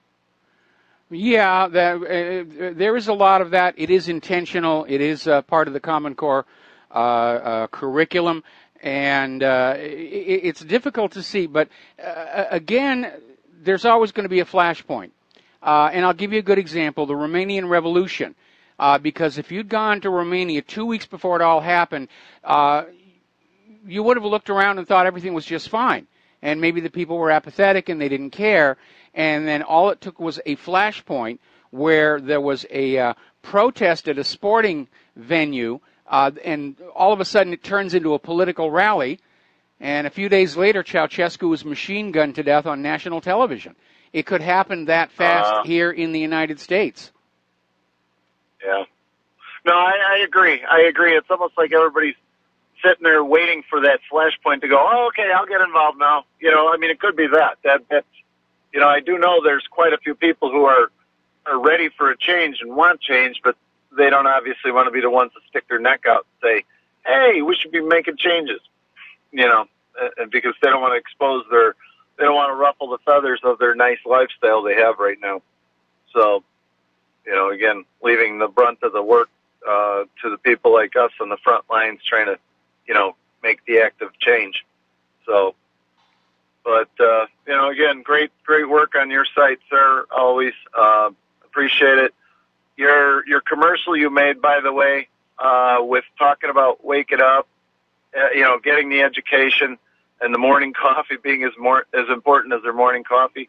Yes, Mike, I can honestly say every word that you said in that is absolutely everything that happened to me over the last 2 years, even a year with RBN.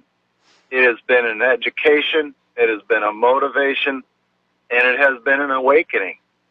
So, again, I try to pass it on, and we hope that, hope good things come your way so you can get your footing on firm U.S. soil. Yeah, that would be really, really nice. I mean, times are hard for everybody right now. So thank you for the kind words, and I have to be very honest, I actually did not write that presentation. It was written for me. I don't even know who actually wrote it, but I agree with everything in it, as do you. But I can't take credit for the content. That didn't come from me. Robert, you did speak it wisely. Thank you, sir. Thank you. I'm a professional, obnoxious loudmouth. It's what I do. Rob, we're going to let you go. And before we take the next phone call, getting on back to CNN and Jeff Zucker saying our viewers trust us more than ever, the ratings are not showing it. Their numbers are plunging right now. They're tanking. And looking at the numbers here, I mean, Fox News is drawing more than twice as many viewers as CNN. And the numbers have just been heading downward ever since May. So, yeah, Jeff, I believe it. I definitely believe that your viewers are trusting you, or at least the few that you have remaining. All right, we're going to go back to the telephones. Grace in Virginia, aloha. Welcome to the show. What's on your mind? Hello, Michael. I would like to speak to people about being independent. Okay. I'm 60 years old. I take care of my parents who are 80 years old. My daughter lives here with me and helps me. We have a large garden. We have chickens. We have turkeys. We drink fresh goat's milk every day. Okay. We can our food so that we have food in the wintertime.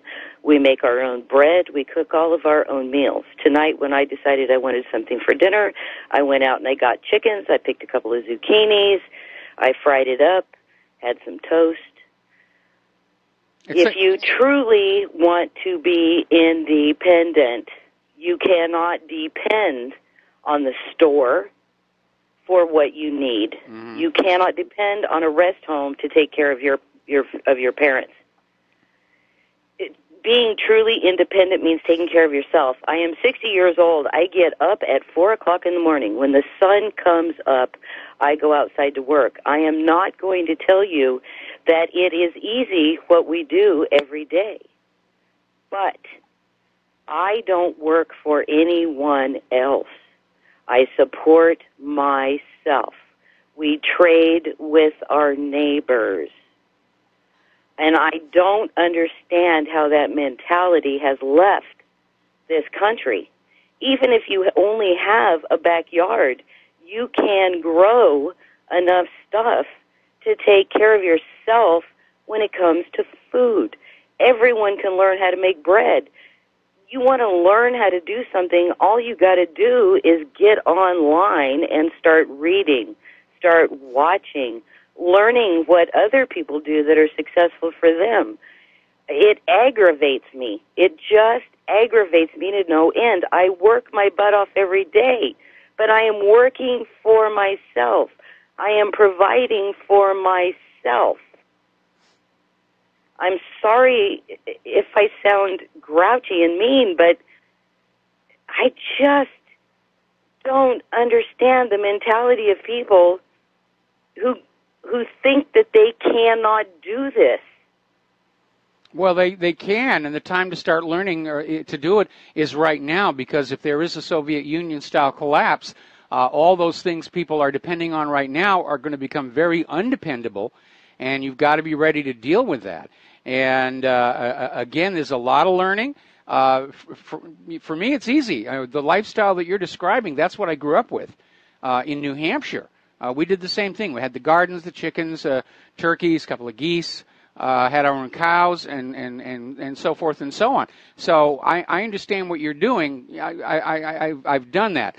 We don't actually have enough land where we live now to have more than a token vegetable garden. And even so, Hawaii is one of those places where there are now laws that are being passed saying that, well, you can have flowers and fruit trees and everything, but, you know, things like potatoes and stuff, they're kind of looking at askance.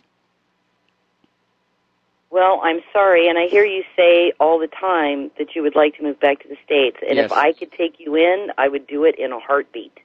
I mean, in a heartbeat. Well, thank you very much. And we've had a lot of offers from a lot of people offering to take us in.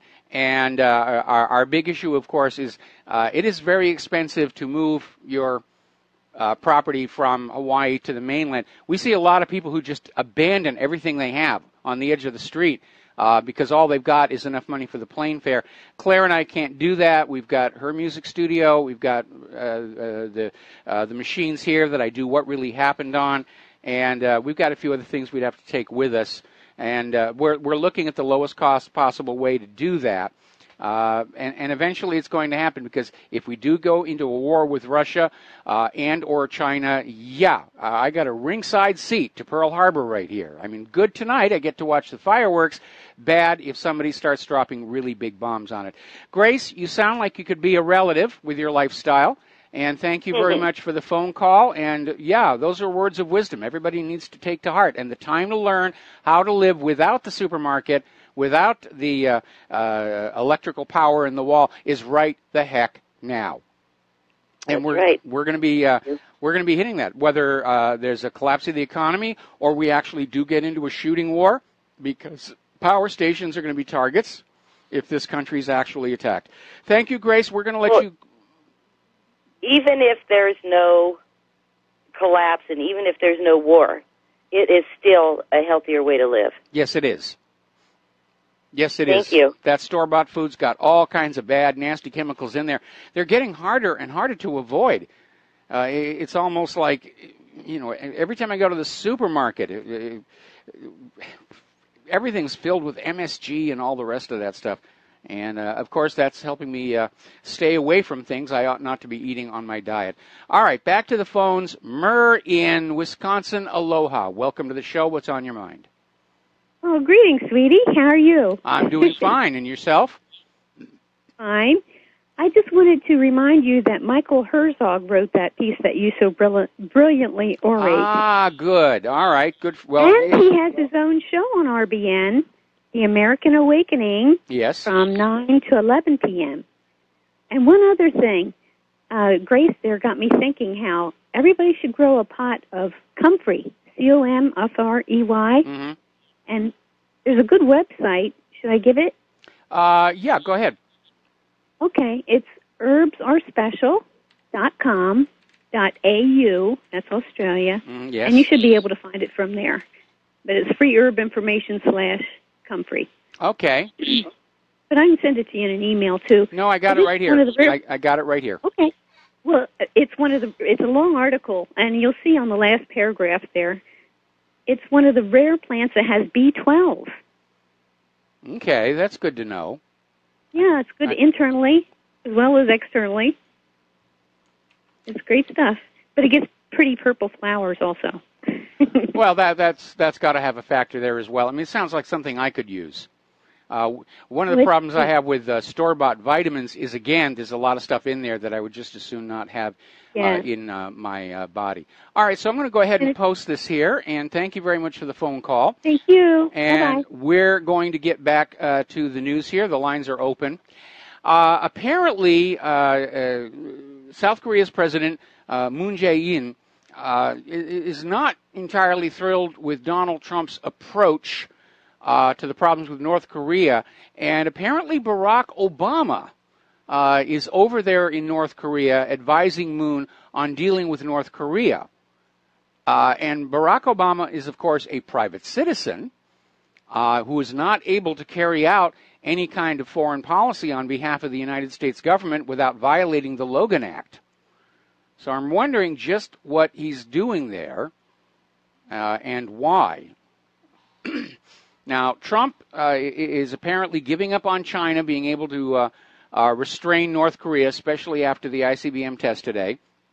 And Trump is warning China that he is willing to put pressure on North Korea all on his own. In other words, we're back to talking about a military invasion of North Korea. And even Mattis is saying this is not a good idea when you look at how the first, still ongoing, Korean War, how many people died on both sides to no real effect. I mean, that war was never won or lost. It's still ongoing.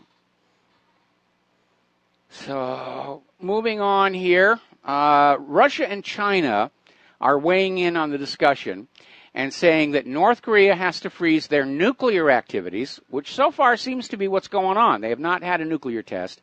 And at the same time, the U.S. needs to halt deployment of the Terminal High Altitude Area Defense Missile System in South Korea. In other words, both sides have to pull down, both sides have to give something up, which makes sense in an adult point of view. Unfortunately, we have too many people in the United States who have fallen into the same habit as Israel's government. You do what we want first, and then maybe we'll do something nice for you, which, of course, never actually happens. Getting on back to Israel, the Dutch government is very angry with the government of Israel. Apparently, the Dutch government provided a solar power system to the Palestinian village of Jubet al-Dib in southern Bethlehem. The project cost about $400,000, including the panels, a diesel microgenerator, and assorted electronics. The panels are estimated to be worth $40,000 each alone. And the Netherlands is demanding Israel return them because Israel basically went on in and took all this stuff out of the Palestinian village. You're not allowed to have electricity unless you buy it from us. And apparently Israel's troops severely damaged the system while seizing it, so I don't know what the Dutch government thinks they're going to get back. But again, it is just another example of the oppression the Palestinian people are having to live under. Now, getting on back to Syria, article out of Global Research, Tel Aviv is paying al-Qaeda's fighters' salaries. They're hoping to use al-Qaeda to create a buffer zone against Hezbollah and a resurgent Assad, but this could backflash on them because those al-Qaeda fighters, when those checks dry up, they could easily turn on Israel. And those are some serious combat troops. All right, we're coming up here on a commercial break, and we'll be back after these words from our sponsors, starting now. And aloha, America. Welcome back to our show. Coming up on the top of the hour, and the lovely Lady Claire. And I was just chastised because apparently I hit most of the points she was going to make on North Korea, so I'm hanging my head in shame and groveling and asking for forgiveness on that one. But we'll talk about North Korea because it is a very important issue.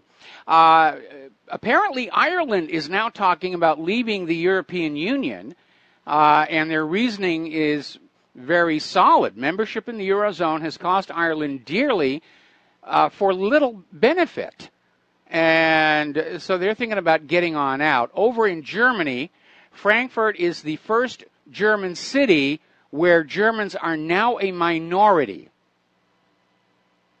And, of course, that was really what all of this refugee flooding into Europe was all about, to erase the cultural regional identities.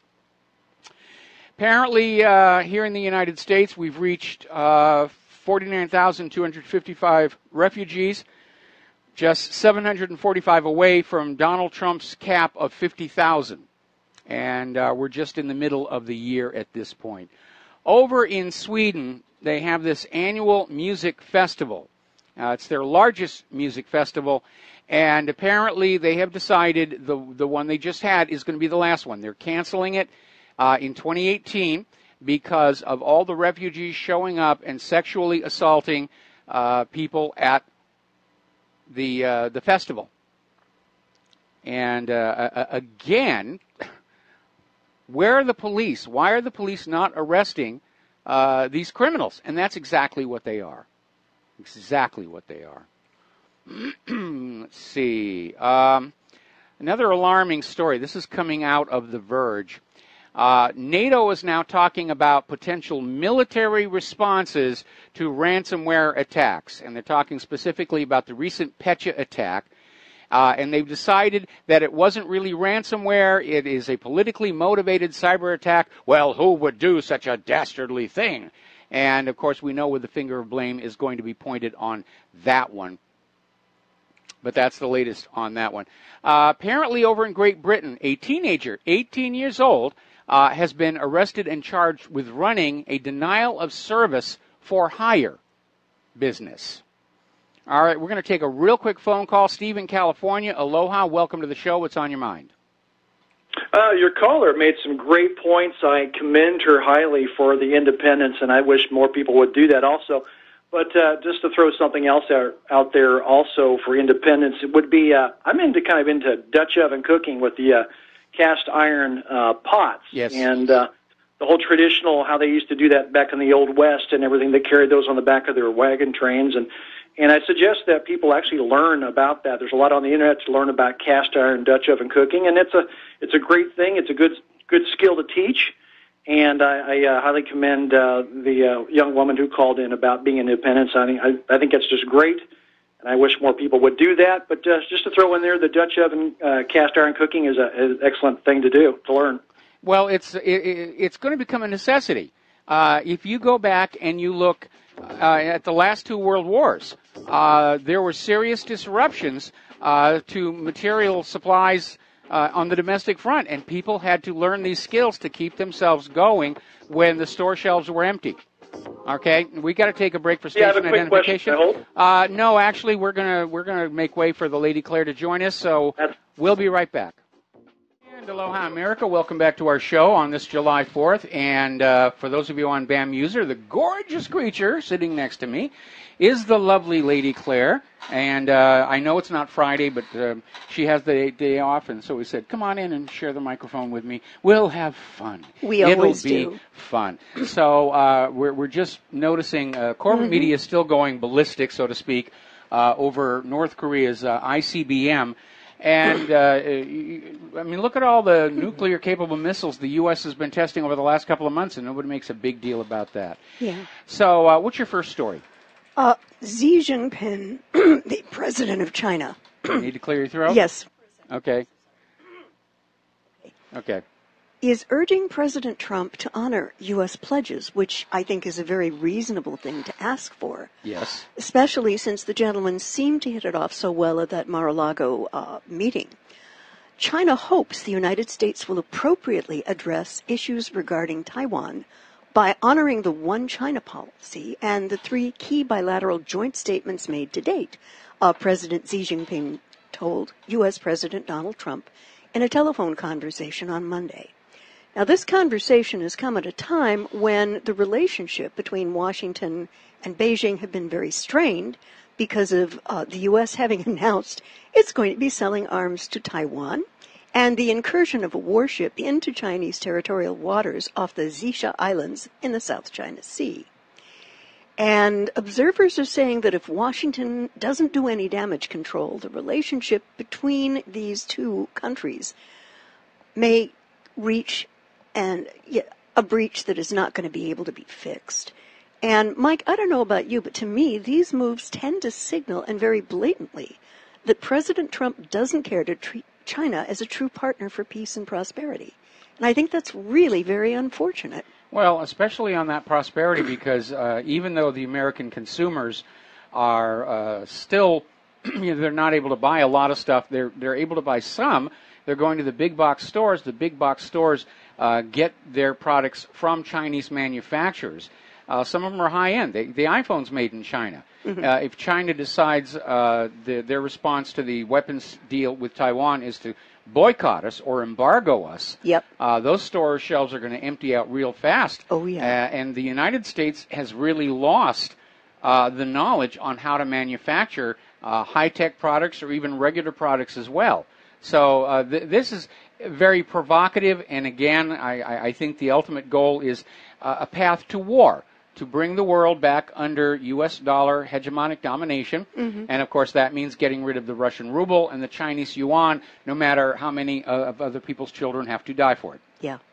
It's not looking hopeful, and frankly, living on a first strike target as we do out here in the middle of the Pacific, it makes me more than just a little nervous. Well, technically the first strike target is over yonder. Yeah, but we're just nearby. Yonder is just a hoop and a holler away. Yes, it is. Yeah. Yes, it is. I'd like to talk a little bit about Europe and Russia. Poland wants Trump to vow ongoing protection from Russia. Officially, Poland is seeking protection from Russian activities for so long as Russia has activities in practice. The government's push for assurances from President Trump center on getting a commitment to keeping U.S. and NATO troops there permanently.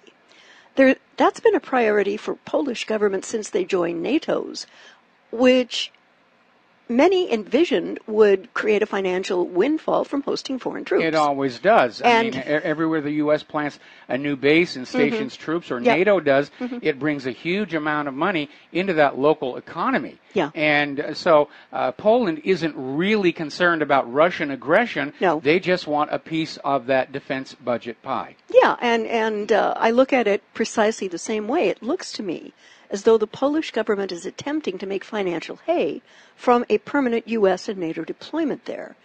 That is the real reason, well, alleged Russian aggression coupled with a potential invasion.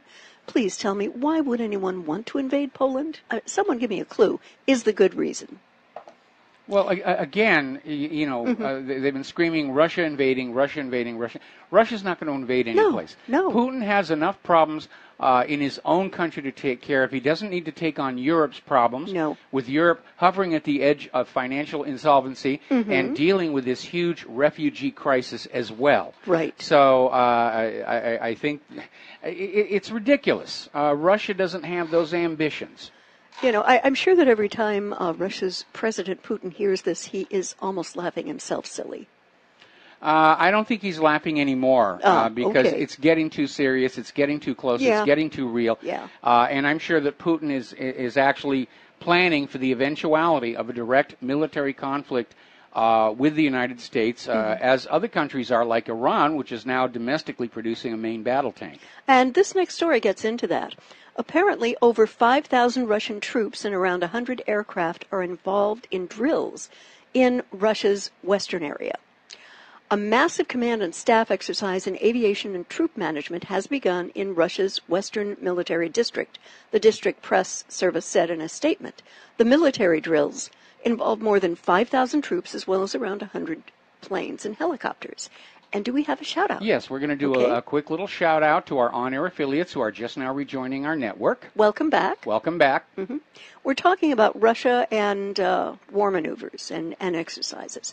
The drill particularly involves aviation, air defense unit, missile forces and artillery, radar troops using electronic warfare, as well as special forces deployed to the Western Military District. Now, notice that Russia, is starting to match the NATO deployment along their borders. Oh, yeah. And like NATO, it's just a military exercise. But Putin is sending a message. Don't cross that border. We're ready. And during the exercise, the troops are supposed to fight off a simulated enemy's missile strikes and airstrikes. Combined units will escape the strikes, while aviation units and radar troops will eliminate various targets, simulating cruise and ballistic missiles, combat and surveillance, unmanned aerial vehicles, as well as warplanes and helicopters. It is no accident that these military drills are taking place in the western part of Russia. Notice that you have Ukraine on Russia's western border, which is itching for a fight after Crimea held the referendum to petition the Russian Federation to allow it to become accepted as a member in 2014.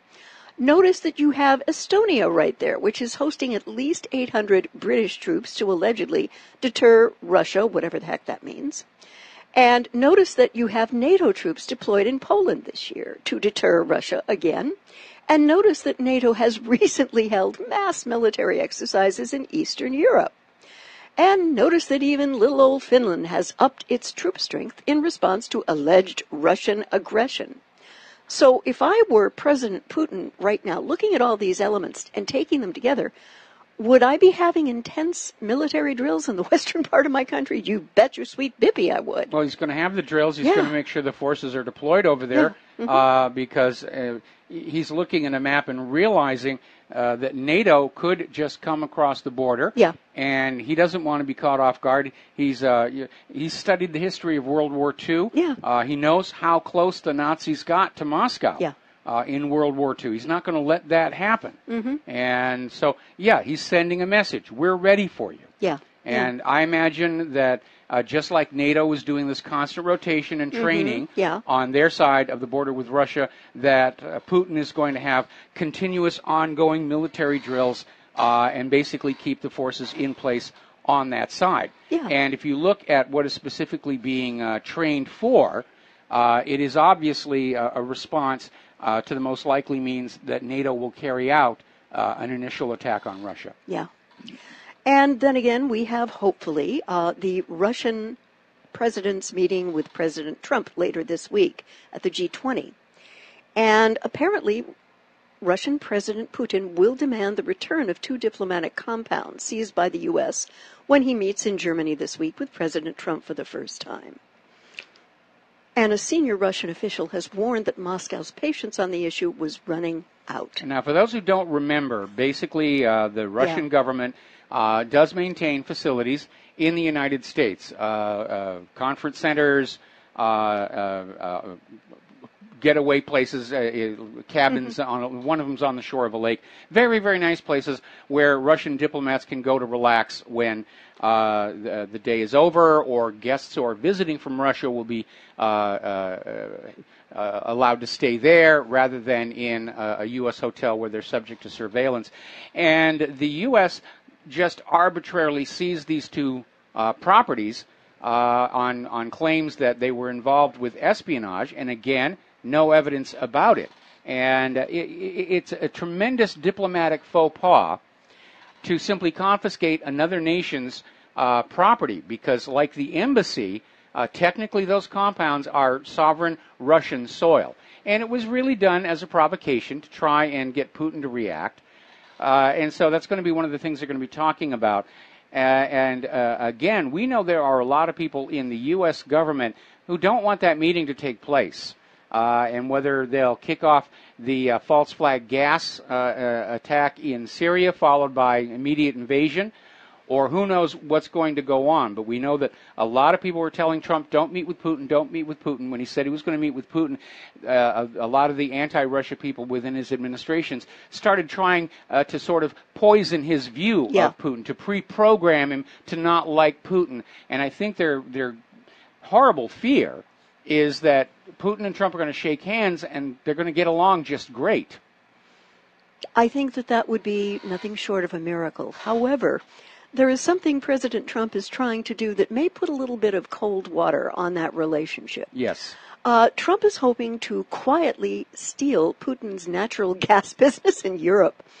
About a month ago, with the collapse of the Gulf nation status quo, with the announcement of the diplomatic, naval, and financial blockade of Qatar by the Saudi alliance, we said that while it was unclear how this latest political fiasco plays out, one thing was certain. With Saudi Arabia and Qatar suddenly adversaries, any likelihood of a Qatar natural gas pipeline crossing Syria, the fundamental cause behind the Syria proxy war in the first place, was gone. And one question, though, remains. Why would Europe vacate all hopes of an alternative provider of cheap, copious LNG and concede the role of quasi-monopolistic supplier for this critical Europe resource to Gazprom, and thus Russia, whose leverage over the continent would only grow as a result? Okay, well, there is another issue. This pipeline that was going across Syria was not just going to be used by Qatar, but by Israel, which is harvesting oil and gas from Palestinian territories and from the Golan Heights, even though they don't actually own it. And the reason that Syria opposed that pipeline was the sheer chutzpah of Israel stealing Syria's gas from underneath the Golan and then demanding a pipeline right-of-way to sell that stolen gas to Europe. Okay, we're going to take a phone call here. Okay. Antonio in Chicago, aloha. Welcome to the show. What's on your mind? Hi, Mike. Actually, I'm originally from Chile. Yes. I just want to tell your audience that everything that you have taught us about Pinochet, it's really true. So you really know your stuff. Thank you.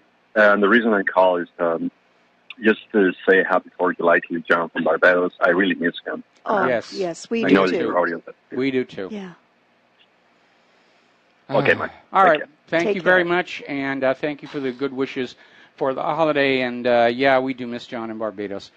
Okay, so anyway, the pipeline across Syria was not just for Qatar, but for Israel to take the natural gas they're pumping out from under the Golan Heights, which is still technically the property of Syria, and then sell it to Europe.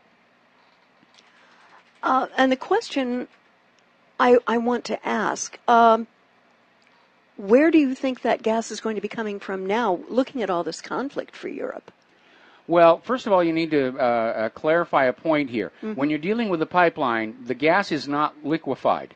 That's a cryogenic operation, and Qatar does sell a lot of their gas as liquefied natural gas, and the United States has a fairly formidable capacity in that as well. Mm-hmm. But again, in going into the region to try and sell America's natural gas, they may even undertake to sell it at a loss in order to restart that botched oil price war with Russia as a form of economic pressure as well. Okay. So again, it's a Coles to Newcastle moment. It's not like there isn't already a huge amount of natural gas over in the area in Europe, but it's a case of wanting to undermine what you said, Russia's influence in the region on the basis of its petroleum industry. Right, right.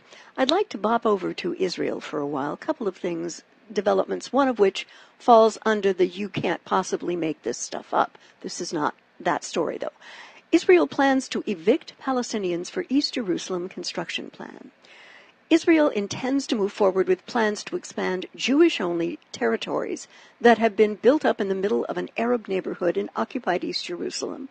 And in the next 2 weeks, at least 5 Palestinian families will be evicted from their homes.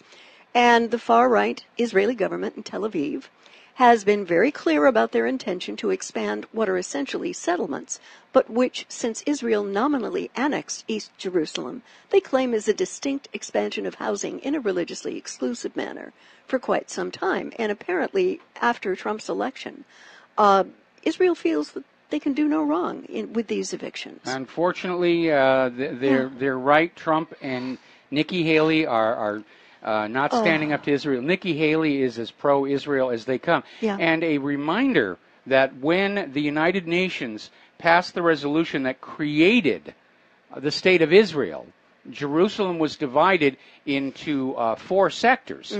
And East Jerusalem is supposed to be Muslim. Yes. And Israel's annexation is illegal under international law. And now they're talking about annexing the Golan Heights and just saying it's permanently ours. Yeah. And then Israel wonders why the rest of the world has so little respect for their behavior. And I have a logic question. Where are these evicted Palestinian families supposed to go? Many of them have lived in these homes for generations. Well, they're going to go to a refugee camp. I mean, Israel at one point was talking about just moving all the Palestinians out and letting them set up a new village in the Sinai, where there's a lot of dust and dirt and not really much else here.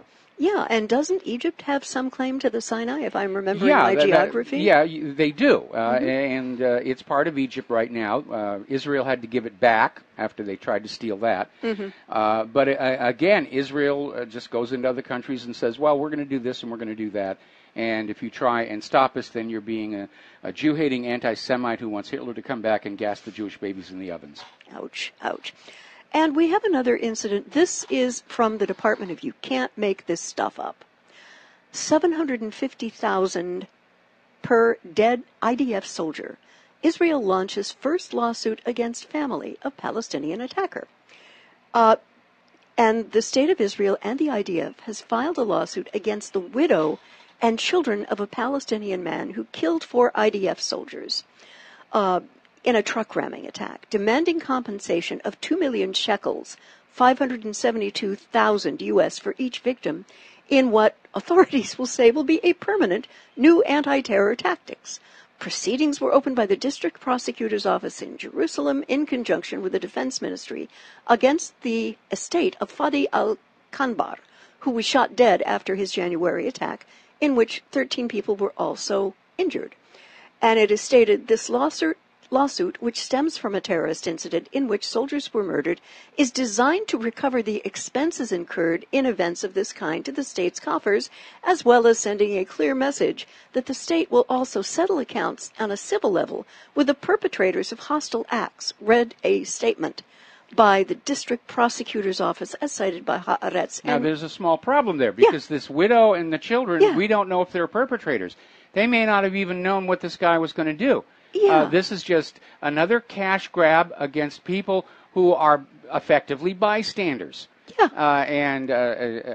Again, getting on back to some of the stuff Miriam Azizi was telling us about the abuses of the Israeli people by their own government, and this is just more of the same. You know, I have to think that the district prosecutor's office and the IDF have gone collectively absolutely foaming at the mouth, barking mad to have instituted this lawsuit against a widow and 4 kids, age 1 to 8.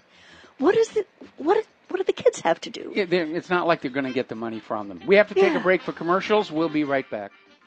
And aloha, America. Welcome back to the show here, and we're talking about this new tactic lawsuit scam that Israel is using, where they are suing the families of Palestinians who attack the IDF forces. Widow and 4 kids, age 1 to 8. What did the 1-year-old do? What did the 8-year-old do? That's Come on. exactly the point here.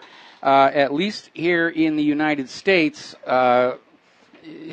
you know, if you commit a crime, they don't jail your family for it. Yeah. And the other thing to consider, what if this man was a very poor man, and I'm almost willing to bet that he was, who just doesn't have anything to offer? If the estate doesn't have anything to offer in terms of compensation, will Israel intend to jail or execute the wife and children of this man in cold blood to set an example for the others? Right now, I've got to tell you, honey, I would not bet against it. There's only one problem. Yeah. I mean, look at how Israel has been treating the Palestinians for all these years. They are still defiant. You know, you reach a point where more abuse just builds more anger, and maybe that's what Netanyahu wants. He wants an excuse to go on in, declare war, just kill all the Palestinians, and say this is now all Israel. What I remember, I had the wonderful opportunity to hear Bishop Desmond Tutu from South Africa speak once at an Episcopal church in Los Angeles, St. John's Episcopal.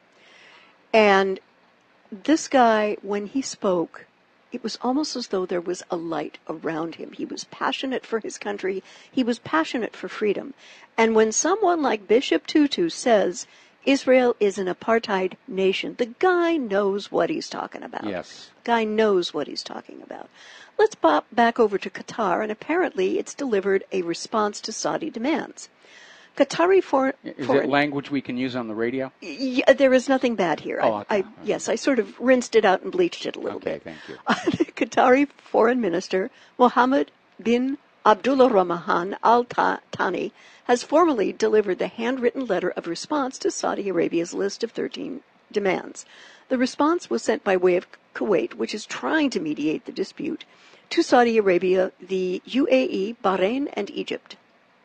Though the exact text of the response has not yet been made public, it's safe to say it is a broad rejection of both the allegations contained within the demands and the specific demands themselves, with Qatari officials saying they believe it was all intended to be rejected altogether.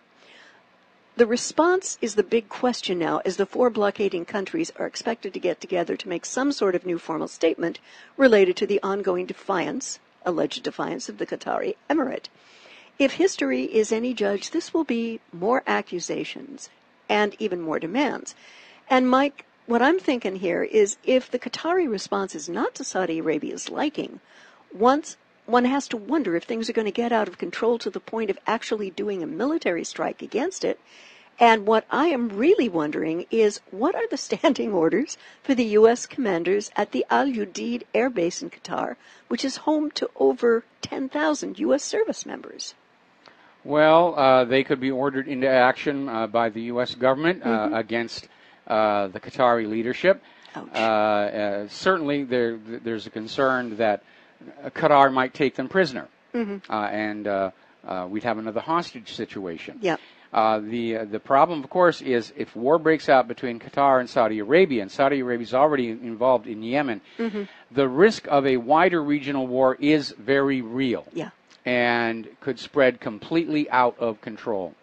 So there's definitely a concern there. What is really kind of amazing, you need to go back and remember that all of this began over a comment about Saudi Arabia that appeared in the Qatari media, which turned out to have been a hack job. Yeah. Somebody hacked into their website and put up this offensive statement. But apparently Saudi Arabia is not willing to forgive and forget, even though Qatar had absolutely nothing to do with this. Yeah. And it may have been that Saudi Arabia did the hacking in order to justify this new aggression against their neighbors. I wouldn't put it past them. Not at all. Not at all. So what do you see ultimately? Do you think things are going to ratchet down, that the tensions can be removed? No, I don't think so at all. And we're going to take another break for commercials here, and we'll be right back. And aloha, America. Welcome back to our show. And Claire, what's your next story? Well, this is about Kaspersky, which is a highly respected software company. Yes. And it has agreed to turn over its source code to the U.S. government. On Sunday, the CEO of security firm Kaspersky Labs, Eugene Kaspersky, told AP that he's willing to show the U.S. government his company's source code. Anything I can do to prove that we don't behave maliciously, I will do it, Kaspersky said, while insisting that he is open to testifying before Congress. The DOD is saying they don't want any of their machines running Kaspersky because too close to Russia. Yeah, well, that's basically it. Even though this Kaspersky company is not connected with the Russian government, they've got offices all over the world. Yeah. The real problem here is that this means that the CIA and the NSA are going to have the inner workings of Kaspersky, which is a very popular global antivirus, anti-malware system. They're going to have that source code so that they can start designing ways to get past Kaspersky security. Yeah. That's the real issue here. Yeah. And, Mike, I would find it very unlikely that Kaspersky would put anything malicious in its code to suck up intel for Russian intelligence from American Defense Department servers. You know, I have a great deal of respect for these people. I have to, in all honesty, say I can't rule it out. No, I can't either. I tend not to think so. Yeah. It's the U.S. that's spying on everybody around the world right now. Russia has other means other than going through Kaspersky, I think, if they want to find what intel they may need, just as the U.S. government does. Yes. A couple of things about technology that I thought would be interesting. Apparently, Facebook's solar-powered drone has had a successful test flight and will create potential internet access to billions. And apparently, it's been estimated that 4 billion people on the earth have no internet access. That will change if Facebook founder Mark Zuckerberg's solar-powered drone plan works out. A previous trial ended with a crash landing, but in May there was a successful test of the Aquila drone. And he has a long-term plan for it and to provide internet access to these 4 billion people around the world who are currently in the dark. And he has stated on Facebook, when Aiea is ready, it will be a fleet of solar-powered planes that will beam internet connectivity across the world.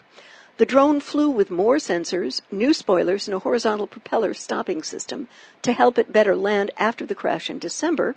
And it was in the air for about an hour and 46 minutes and reached 3,000 feet. It weighs about 1,000 pounds, has a longer wingspan than a Boeing 747, and it runs mostly on autopilot. But there are ground crews to manage certain maneuvers. This is very impressive, Mike. Yeah, it is. And it's like those other Solar Challenger airplanes, the Gossamer Condor and that. I have a question, though. What happens when the sun goes down? Do these things all land and those 4 billion people lose their internet connectivity? I don't know. At one point, there was a plan, I think Bill Gates was talking about this, of literally putting the internet on satellites that everybody would connect to, sort of like a high-powered Wi-Fi, and that would get rid of the need of running cables all over the place. This is obviously a much less expensive approach to the problem. Yeah. Okay. What other applications can you see for this kind of technology? Anywhere where you need to get communications into areas that do not have communication infrastructure. Including areas hit by natural disasters where their existing communication infrastructure has been crippled or destroyed. Yeah. You can get these in there, and so that these people in these flood areas or hurricane or tornado or war zones can still get on out there and buy stuff on Amazon.com. Well, or just basic communication, as you said, in case of emergencies. Yes. There is a marvelous article that came from Sputnik today. Russian doctors installed the first bionic eye implant in a totally blind patient. And for the first time in the history of Russian surgery, a retinal prosthesis was implanted in a patient with complete sight loss, giving him the opportunity to see the world in about a month. And this was performed on June 30th, just a couple of days ago, when scientists and doctors from the Research and Clinical Center of Otorhinolaryngology at the Federal Biomedical Agency of Russia successfully completed a surgery process to implant a bionic eye, connecting it to the nervous system of a 59-year-old patient from the Chelyabinsk region who completely lost his sight due to a progressive disease. This is the first operation, and in the nearest future, we are planning to conduct another similar surgery. We are currently selecting a patient for the second implantation. This complex multi-stage selection will be completed in about a month. Igor Tikhomorov, a representative of the Art, Science, and Sports funding such operations, told Sputnik. Now, I want to say congratulations are in order to both the U.S. engineers who developed this, to the Russian doctors who performed the surgery, and it's nice to see some Russian-U.S. collaboration at this level. It definitely is. Definitely working toward peace. That's amazing. Yeah. I mean, that is absolutely amazing. I mean, when I was a kid, that was the stuff of science fiction. Yeah. To be able to give blind people back their sight. Yeah. And so we'll see how successful it's going to be. And prayers for the guy. Hope he does recover his sight. And as this becomes more routine with people who have degenerative issues, more affordable for patients, because this is a multi-million-dollar process. Yeah, I can imagine. This is very expensive, cutting-edge very technology. Expensive. And let's go to Greater California. 1,800 tons of radioactive waste has an ocean view and nowhere to go. The massive 150-ton turbines have stopped spinning. The mile-long cooling pipes that extend into the Pacific will likely become undersea relics. The high voltage that once energized the homes of more of 1 million Californians is down to zero. But the San Onofre nuclear power plant will loom for a long time as a landmark. Its 1,800 tons of lethal radioactive waste stored up on the edge of the Pacific and within sight of the busy 5 freeway. In an earthquake zone. Yeah, across the site, deep pools of water and massive concrete casts confine high-powered gamma radiation and other forms of radioactivity emitted by the 890,000 spent fuel rods that nobody wants there. And like the other 79 tons of spent fuel spread across the nation, San Onofre's nuclear waste has nowhere to go. That's 79,000 tons of spent fuel spread across the nation. That's always been a problem with fission reactors. Yeah. You know, where do you put the stuff that comes out of it? I mean, a small part of it winds up as nuclear weapons. Yeah. But we hope they're not going to build enough nuclear weapons to use it all up. No, but Mike, at least before we go to alternative power that is not this, what can they do to protect the people living around these areas and keep them safe? There's going to have to be a project to safely transport all of this highly radioactive debris to some place where it can just be left and not be interfered with. We have a lot of extinct volcano islands out here in the Pacific. Lava basically has the consistency of poured concrete. And if we can find one of those extinct volcanoes that does not actually connect with the ocean, that would be a really good place to put this stuff. That sounds very reasonable. How long would it take to be able to do the geological survey to ensure that these volcanoes were safe for this storage? Well, you're basically talking about flooding the interior of the volcano with a dye and just looking for seepages and leakages that are outside. Obviously, if you go to a volcano and there's already salt water inside the crater, it's too late. It's not there. But it is a problem. This stuff is going to last forever. The people of Fukushima are having to deal with it. The people of Hanford are having to deal with it. And again, San Onofre was a major epic fail where, again, safety decisions were left up to the money junkies and they basically ruined the power plant. Now, wasn't that a SoCal Edison? plant, if I remember correctly? Yeah, it was SoCal Edison, and what they did was they wanted to put in larger heat exchangers so they could get more energy out of the reactor, power more turbines, make more electricity, make more money. What they did was they told the energy department that it was merely maintenance. They didn't share the fact that they were actually rebuilding a major part of the system, and apparently one of the money junkies chose an inappropriate metal alloy for those heat exchanger tubes, and they started corroding after just a year. That's terrible. How come SoCal Edison didn't get sued out of existence? Well, they should have. Wow. They should have. Yeah, that's really kind of amazing.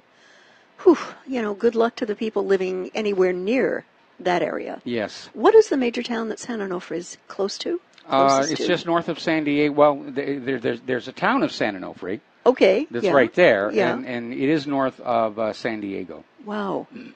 Those poor people living in houses that are, close to that. Next is a very interesting article from blacklistednews.com. Congress is going to make sure that taxpayers keep sending money to terrorists. And this is, again, about a lady for whom both of us have a tremendous amount of respect. One of the few elected Democratic lawmakers with an extensive anti-war record, Republican Tulsi Gabbard, has combined forces... She's a Democrat. I'm sorry. Representative Tulsi Gabbard, yes, Democrat Hawaii. Yes, has combined forces with Senator Rand Paul, Republican Kentucky, to push legislation through both the House and Senate that would bar federal agencies from using taxpayer-backed funds to provide weapons, training, intelligence, or any other type of support to terrorist cells such as Al-Qaeda, ISIS, or any other group that is associated with them in any way. The Stop Arming Terrorists Act is so unique that it's also the only bill of its kind that would also bar the government from funneling money and weapons through other countries that support, directly or indirectly, terrorists such as President Trump's good friend, Saudi Arabia. Yes. To our surprise, or should we say to our shame, only 13 other lawmakers out of hundreds have co-sponsored Gabbard's House bill. Paul's Senate version of the bill, on the other hand, has 0 co-sponsors. This is the reason that the unhinged, surveilled state of America is in a state of perpetual warfare around the world. And this is precisely to what Karl Marx alluded when he made that observation that all wars are economic in nature. Okay, we have a caller on the line. Okay. Joel in Wisconsin. Aloha, welcome to the show. What's on your mind? You were talking about nuclear waste. Yes. And would it be feasible to put that in orbit and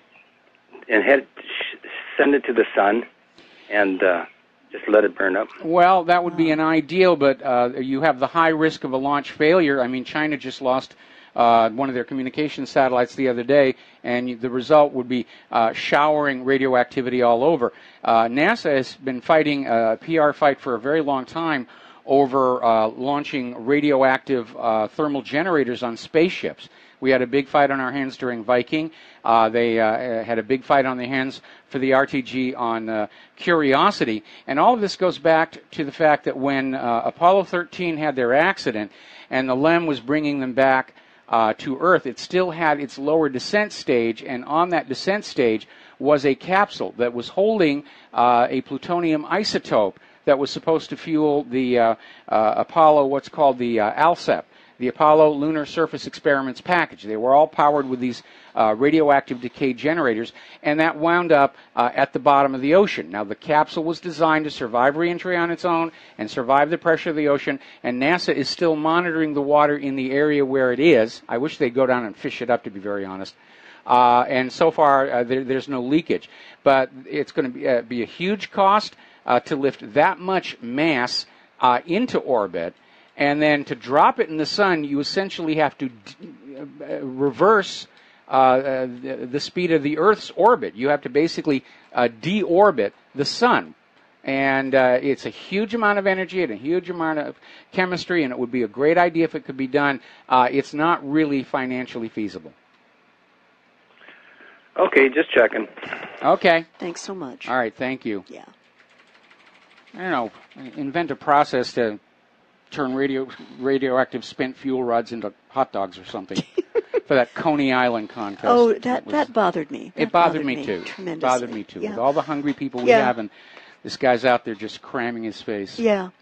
I think I would like to speak a little bit about North Korea. Yes. And the fact that President Trump and Rex Tillerson have seemed to signal complete inflexibility on their stance. Yes. Complete inflexibility.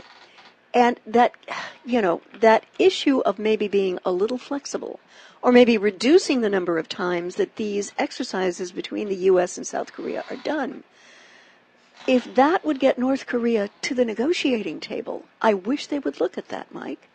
Well, I don't think our government is really interested in negotiating with North Korea. First of all, for the real old fossils in the Defense Department, they want to finish the war in Korea the way it ought to have been finished, with U.S. victory. But more importantly than that, North Korea, like Africa, has vast amounts of undeveloped natural resources that are now coveted by various multinational corporations. What can you share with me and your audience what some of them might be? They're rare earth, a lot of rare earth minerals there. Oh, yeah. Like in China. Molybdenum, say that one 3 times fast. Right. There's a lot of riches there under the soil that are being coveted by these multinational corporations. And so I really do think the United States is not interested in peace or reconciliation. Remember, 5 years ago, the Koreas were really close to reuniting, and the U.S. literally went on in there and just started tinkering around and messing around with things and destroyed that. And look how hard they're trying to prevent South Korea's new president, Moon Jae-in, from talking to Kim Jong-un. Do you think that the issue of the positioning of the THAADs will ever be something that President Trump will negotiate? Or removing some of them? No, I don't think so, because the THAADs are part of an encirclement not of North Korea, but of Russia, with what amounts to an anti-ballistic missile system in order to change the dynamics of a potential nuclear attack. Ooh. Yeah, they're actually starting to position assets for an eventual nuclear war with Russia. And Putin knows that's what they're doing. Yeah. Putin knows that's what they're doing. Yeah. I wish President Trump would send Dennis Rodman back to North Korea. This is probably one of the most unlikely friendships I have ever heard of in my life. And the man is he's been caught cheating on J-Lo, so send him to North Korea. No. I mean, but these two gentlemen seem to get along. They seem to get each other. Yes. And I would, if I were President Trump right now, I would be on the phone to Dennis Rodman and say, "Guy, you got to go back in. We've got to make this work." Well, again, they're not out for a negotiation. They basically want to take over North Korea. We got to take a break for commercials. Back with the final segment of our 4th of July show after these few words. And aloha, America. Welcome back to our show here. Last segment of our July 4th gala. And apparently the U.S. and South Korea have just held a joint ballistic missile drill, supposedly in response to the North Korea test. And so it's only a matter of time. We're heading into a world war. Actually, I think we're already technically there. Yeah. And it's just going to grow and grow. And it's a big mistake, because I think ultimately the United States is going to lose it. And if it goes nuclear, everybody's going to lose. Yeah. The only ones who are going to make out really good are the bankers. We will all be their debt slaves for the rest of our lives. If we survive. Which right here we may not. Yeah. Anyway, you wanted to finish up the show talking about what it feels like to be an American in 2017. Yeah. I am a very concerned American in 2017. I feel that real representation of the needs and the desires of average working people are not getting addressed at all.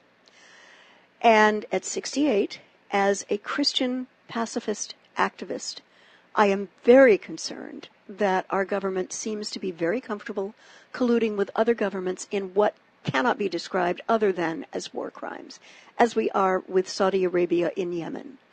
And I post some very disturbing images. They are real. They have not been Photoshopped, folks, because I feel it's important that we have a national conversation about this. I am very concerned for the loss of liberties that I'm seeing, that I experienced when I was a kid and in my young adulthood, that are not there anymore. And I am very concerned that the United States government has given up what I would call good faith, hard-won negotiations in favor of war as sometimes the only answer to any geopolitical dispute. And that's very frustrating for me, because people can work things out if there's a will. But looking at this government and the deep state of the unhinged, surveilled state of America, I don't see that as happening, Mike. No, unfortunately, every time the government and the Wall Street bankers get this nation into a hopeless mess, they get into a world war to try and get out of it, or at least have something they can blame it all on other than themselves. Crash of 1907, World War I, crash of 1929, World War II, crash of 2008, and we're off and running. It is a very scary situation. And what a time to be trying to bring up a young child, especially a child approaching military age. Oh, yeah. Parents have got to be very, very nervous about that. Yeah, because this will necessitate a return to the draft. Yes. And this time, they're not just coming for our young men. They're going to be coming for our young women, too. I will be willing to bet you on that. Well, that was in there for a while. Then they took it out, but ultimately they could put it back in. I think it's back in on the table. It is back in. Yeah. All right, well, all right, that's a terrible thing.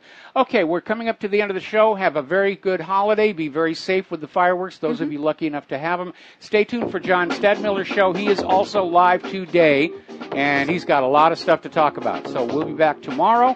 Aloha, America.